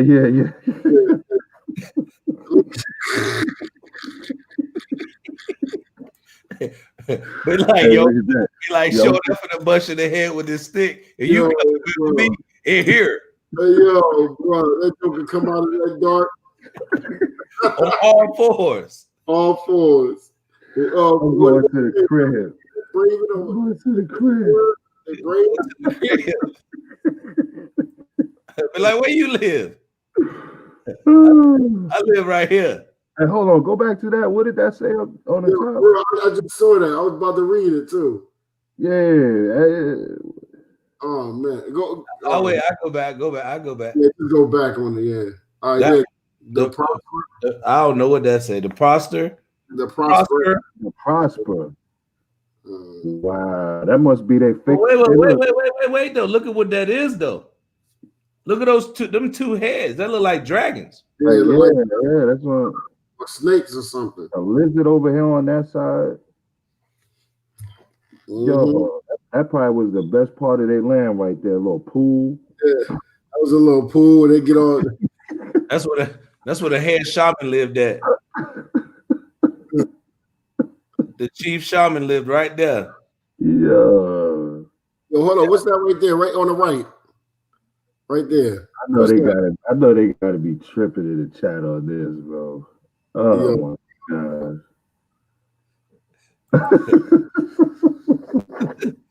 No, that's what they said.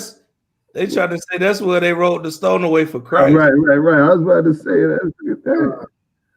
Hey, that's probably where they did the movie at, huh? Oh wow.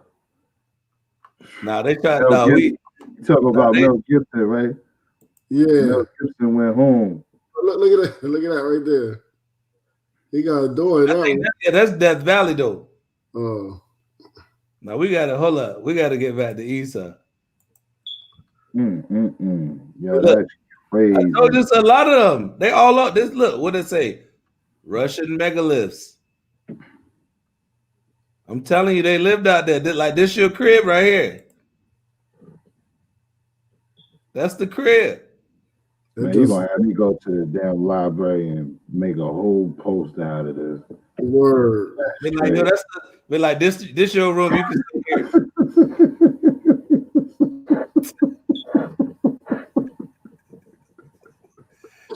But look, but you gotta understand now when you see how basic they are, how base they are, right? And then look at their style and how they dress with the khaki, the Sperry's, right, and the tight polo shirt, the socks that don't match. They have on Reeboks, Nike, and Adidas all at the same time. Think about it. That's them. But like, yeah, you can stay with us in here. Oh boy. Yo, bro, you know it's like piss and ass, all type of stuff in there. They was eating bugs. You know how monkeys be sitting in each other's lap, right? And they be tweaking on each other's heads. Be like, oh, he got the.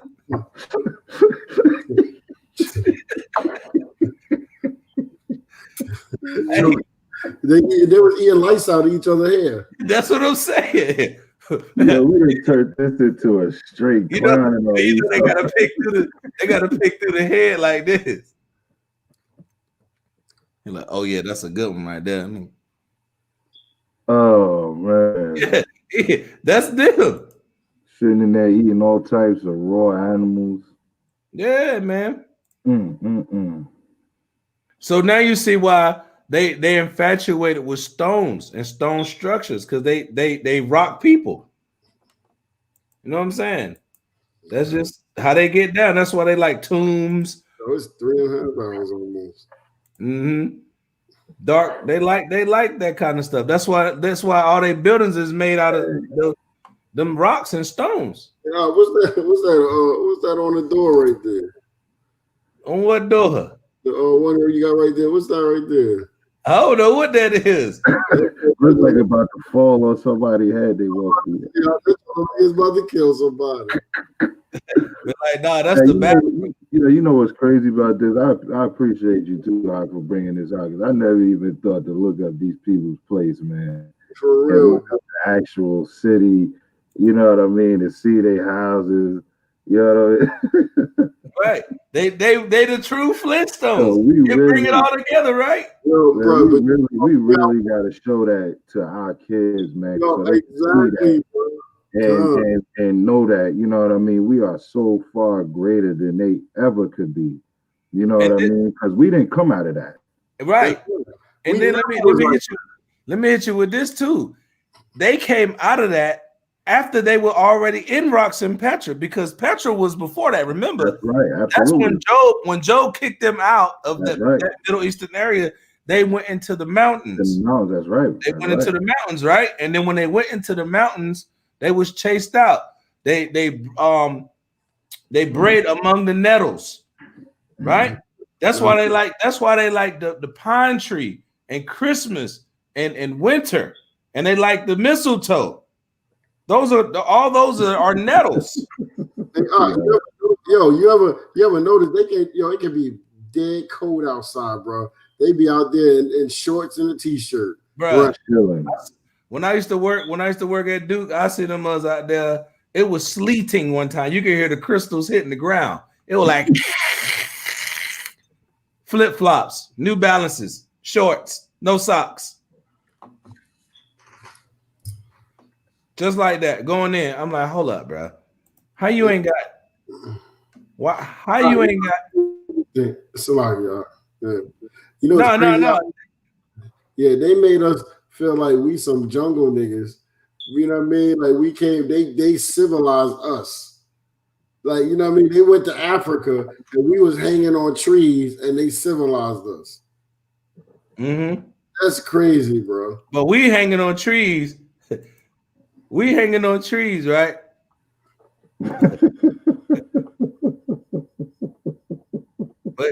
but you could come to the crib. you can come to the crib. Hey, my crib look like it's like, oh. Oh,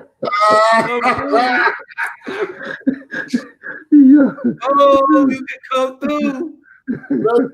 Oh. No, they look like the crib, like, oh. Yeah, yo, that was the first oh. Look, that's the door right down on the ground. Look at the door. Yeah, that's the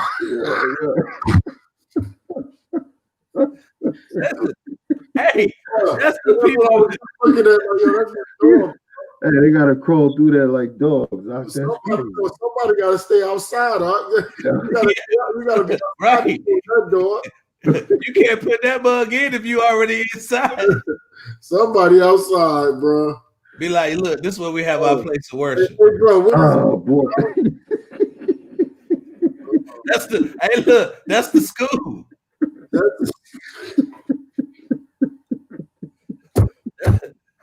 That's the school right there. Yo, bro. Oh, that's the elementary school. Right, but our people love them, man. That's the sad part. Our people love them. Like that, they really took. You could tell that's not that's not natural. So they really took the time to be like, "Yo, let's put this big ass rock on top of this other big ass rock. We're gonna make this the spot. That's the club." Yo, bro, you stupid, bro. I was thinking about, you know what I'm saying? That's the spot, bro. Check out the spot. Look. Yeah, they got it set up too. Yeah, they really was like, yo, this rock right here is a little bit smaller than this one. Hey, no, hold on. We're going to stack these joints high to the mountain. They say, let's put the small one on top. Yeah, we're going to put the Pt2 on the top, the cherry. Oh, man. Yeah, look like the brother said, crawl on in. Crawl on in. Hey, look, bro, I'm telling you, when I first came into the truth, man, I used to do like history stuff like this, but I can show you Moab, I can show you Ammon, Ishmael, all that. You can really link this history up with the scriptures and show you that these heathens ain't about worth a damn. You need to do a lesson on that then. Right. And then look, that's how you can tell when they say they built the desolate places. Yep. We will return and build the desolate place. This was when it was desolate. That's right. You know what I'm saying? This one ain't have nothing. Like this was I don't know what's going on there. But like this was you know what I'm saying? That's how they took pictures, huh? Right. Gargoyle, look. What's going on here? I'm telling you. But then watch when you go into like people of color, we took the rocks and made this out of it. That's right. Or like a wall, or we didn't worship the damn rock itself. We didn't live in the rock. We turned it into this. You see what I'm saying? That's architecture. That's a skill or a craft. That's art. You see what I'm saying? You can tell us. Look at the symmetry, the lines. That's a perfectly cut stone right there, matching up. Look at this wall right here. Our brothers did that in the Northern Kingdom because this is Machu Picchu. This is in Chile. This is in South America. You see what I'm saying? Look, yeah, you can tell South America. And look how they did it. But then when you go to damn Esau's, Esau just fucking said F it. Just throw Esau this said he don't give a half a Go damn. back to Esau real quick. Y'all want to see Esau's? Them houses though, bro. Hey, look, they had a real estate agent out there like, come get you one. Go back to the first one, yo, with the with the little hole with the stones. Yes, bro. Hey, look, that's what they did, bro. That's a walkway. That's crazy. Cause when I show people that, they be like, bro, for real, they used to live like that, yeah. Oh man. bro, that was the deluxe joint. If you had that, you was cream of the crop. You got a little porch.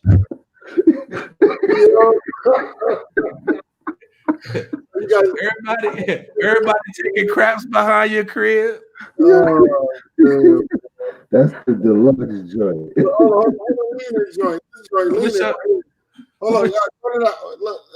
I'm gonna show you. I gotta show you the projects. That's a 2-story. you want to get the deluxe joint? Hey, look, they were trying to keep up with the Joneses. Right. The window. The window on the side of that. Look, this is the nouveau modern joint. Oh, he got 2 inches ways on that joint. He said we can go this. You can come to the crib this way or that way. Either way, you can come through. Yeah, you can come through. Oh, that's crazy, man. Yeah, we got it. Oh boy. Like, look at that. They lived here. And then look, you can't say, oh no, that was just a place of worship or like something, that's just like a place of worship or something. No, it's too many of them. You see what I'm saying? It's too many examples. Look at this jump. Look at that jump. They literally just put them together. Yeah, they gotta go back. They gotta go back there. We got to put them back there. They go to church, Look, no, that's too nice for the church. This the church. The church got the big hole in it. Yeah. Yeah. Oh boy. Yeah. That's yeah. Man, look, I got a whole breakdown on Moab, how Moab is the ancient Mongoloids, the Genghis Khan, all that, bro. Right, yep. Yeah. Mongolia comes from the word Mongoloid. They know what's going on. They know all this stuff, man. Yeah, I did a thing on that. I remember that. Yeah. Remember we went over that a couple years back, but you can't deny these as cribs, bro. It's too basic. It's too. He said, "LOL." Either way, crawl through. Crawl through. You climb in. Either way, my nigga, crawl through. Yeah. Be like, nah, y'all got to stay over there. Y'all can't come on outside. I'm gonna set you a son. I passed the house down to you. Oh man. Be like, yo, this your crib. Yo. And look, you can tell they meant to build it like that. Right. They took time on that. Somebody got killed in that one, bro. Say somebody died in the construction of this home. Somebody definitely died on that one. It has a lot of life and historical value. Oh, yo. Okay, look, these are different ones. These are not the same one. Look, you can tell this is not the same house. Yeah, that was the modern style. That was the new look. Look, they hit you with the snubby joint.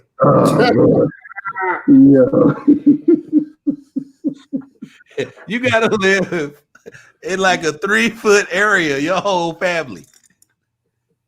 Everybody can put their foot in for the night, and then yeah. Or this. They lived here. We're still talking about the Caucasus megaliths, the Caucasians. Just think about it. Most of the developments I call them developments, right? These development, stone developments, you all gotta crawl. You gotta crawl to get in them. Exactly. You gotta be low to the ground to get in that thing. That's Fred Flintstone's car right there. That's the car right there. That's the car. Look, he had the pedal. Y'all remember he had the pedal with no shoes on? Mm-hmm. Yeah, see, now we're getting into the projects now. Yo, bro, that's funny that you showed me these, man, because that's, yo, bro, I ain't never see that one in my life. That was the Flintstone house to the bone, bro. Oh boy! One of them joints had a window on the side, bro. Right? Because remember when they used to kick the cat out? When the window. Used to kick the cat out. Yeah, he jumped back through the window. This joker had the window, bro. Who's living in there? Oh man, Yo, bro, I gotta get ready to go to bed, bro. And that's why, hey, you gotta put it on. You gotta put it on there like that for the kids to put the Flintstone house right next to their house on there. Yo, that gotta go, bro. The tree branch tree. Kids out there going in. Either way.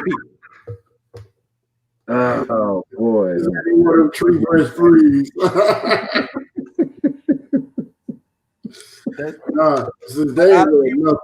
But our people want to be like them so bad. That's the thing, man. That's we enjoying this because we didn't been through the lesson already. So this is just showing you. But what we showing you is real. We showing you some real stuff.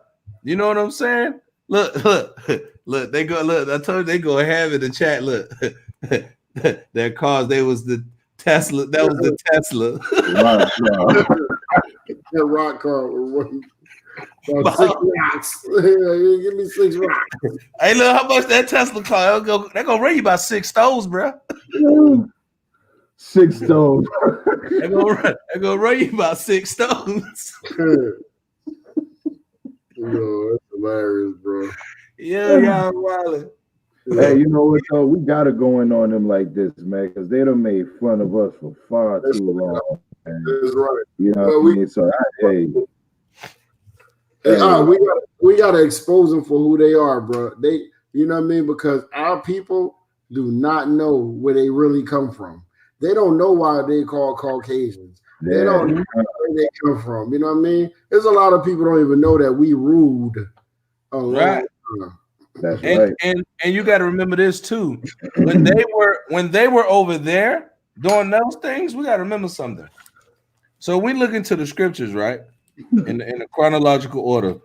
When Job kicked them out of that area, right? When he chased them out. Nah, sis, they ain't bath, sis. They didn't even bath. Look, let me hit you with something. So you got Job, and then what's next? You got the Psalms. Then you got the Proverbs, and then you got the Ecclesiastes, and then you got the Songs of Solomon. So at that time, when they was living up there, we was ruling. That we got to think about that thing for a second. When they were in the mountains on all fours, going to the Mushroom Rock bathhouse, right? Buying Teslas with 6 stones, okay? Stoning each other, eating mistletoes and elderberries. Okay, we was ruling the world.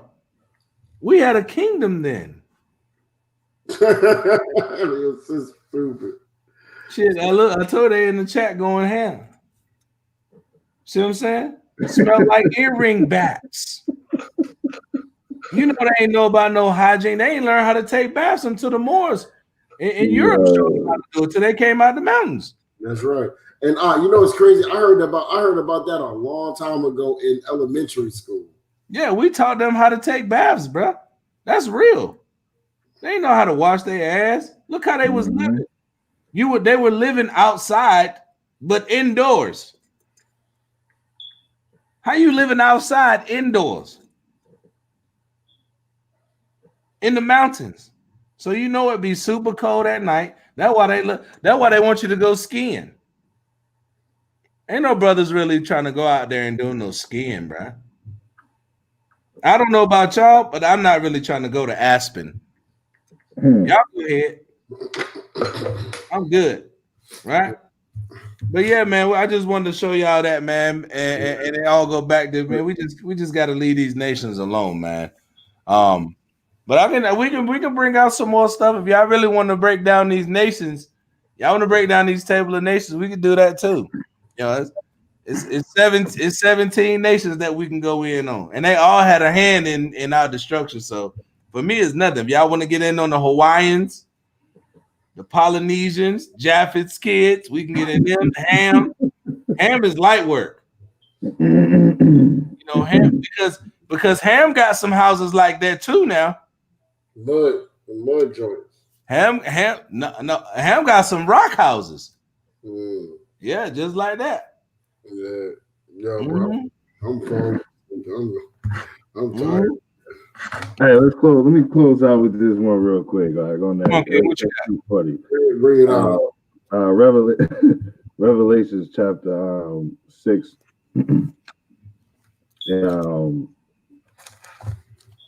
I started 15. Oh man.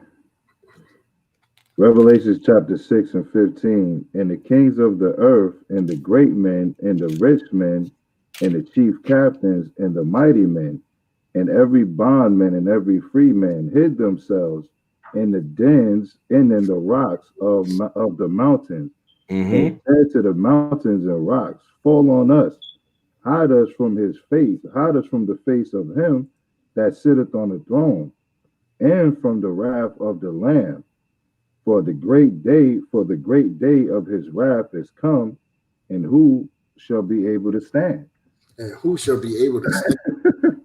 So they going back to the rocks one day. They gonna go back. Hey, you don't gotta ask too much. Them things ready to fall anyway. Hey, look, that look unsafe. That don't look structurally sound. Hey, could you imagine them trying to hide up in one of them on that day, man? Trying to hide from the Lord on that day. Oh man. In this. That truck gonna follow you. They built that though, bro. That protected them from the rain. That's great. That protect them from the sun. Because, but see, look, let me hit you something else though, too, man. I gotta hit this for you real quick. Do you know what kind of animals live in caves? Dragons, bats, all types of dragons, spiders, snakes, all that creepy crawling things, and they love that there. Made whole civilizations there. I'm gonna go to my neighbor's house. Where's he live? In the next rock over. Yo. He lives on the my neighbor's house is right there. You can throw a rock. He lives so close you can throw a rock. Right. We like, yo, son, go to the crib. Where you live at? Turtle Island. Turtle Island. You know what I'm saying? But yeah, man. Hey, look, I'm gonna let it wrap out. But yeah, man, that was a good lesson, man, about these heathens, man. Stay to your own people, man. At the end of the day, you gotta come back to the Most High. You got a lot out of this lesson, man. It's a lot that went into this lesson. You got the good understanding that you gotta be praying to the Most High, right? When everything's look like it's going, against you. When the enemies come up against you, make a tumult and say they hate you, and you got enemies, man. These nations are your enemies, and they are below you. That's right. We gotta have a mindset that we're superior. We're the superiors because the Most High said we're the superiors. You know what I'm saying? And we got it, like the brother said, we got to teach our kids these things, man, and show them. My kids already know. I showed them that because I showed them the cartoon first. I said, you want to know where they really lived? They lived on Stony Lane. Okay. Stony's Lane. That's where mine lived. You know what I'm saying? 123 Pebble Ave. Okay. Yeah. You know what I'm saying? But yeah, man, that I think that was a good lesson, man. That was good. It was edifying. We had after the lesson, we had a little fun, but we brought out some history, brought out some truth, man. And we got to be able to laugh at these nations because that's what we're gonna do when we got them in chains. Then they laugh at us, make us sing and dance. I'm gonna make mine run around. I'm like, but you can have a house, you can get any rock you want. You can build any rock you want behind the back of the big house. That's See right, that? Man. We gotta. All those games that they put us through. Yeah, babies with rocks and stuff. Oh man, I can't wait for that day. Right. They made us do all that. They made us turn big rocks into little rocks. For nothing. Especially down south, they made us dig ditches, trenches. I'm gonna do the ways, all that stuff, man. I'm gonna do the opposite. They're gonna have to turn little rocks into big rocks. That's gonna be rough. Oh boy. You're gonna have to get them some concrete mix for that to happen. They can't even get that, brother. They can't even get it. They gotta put it in the water, let it get soft for days, and bring it down in the dirt. God, they gotta treat it.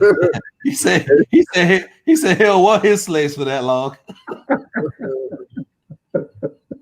He's like, nah, y'all ain't gonna make it past the first generation, so it's okay. Right. But hey, they deserve it though. Hey man, any cruel punishment, man, that you could think of, man. Mm-hmm.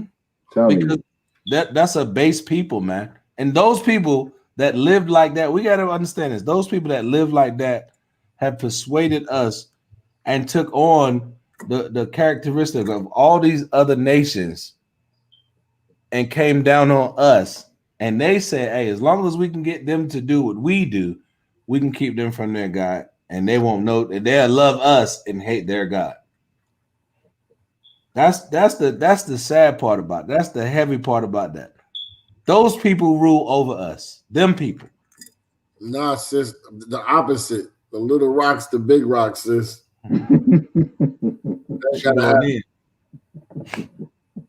But yeah, man, I really enjoyed this lesson, man. I really did, man. Y'all brothers got anything else y'all want to bring out?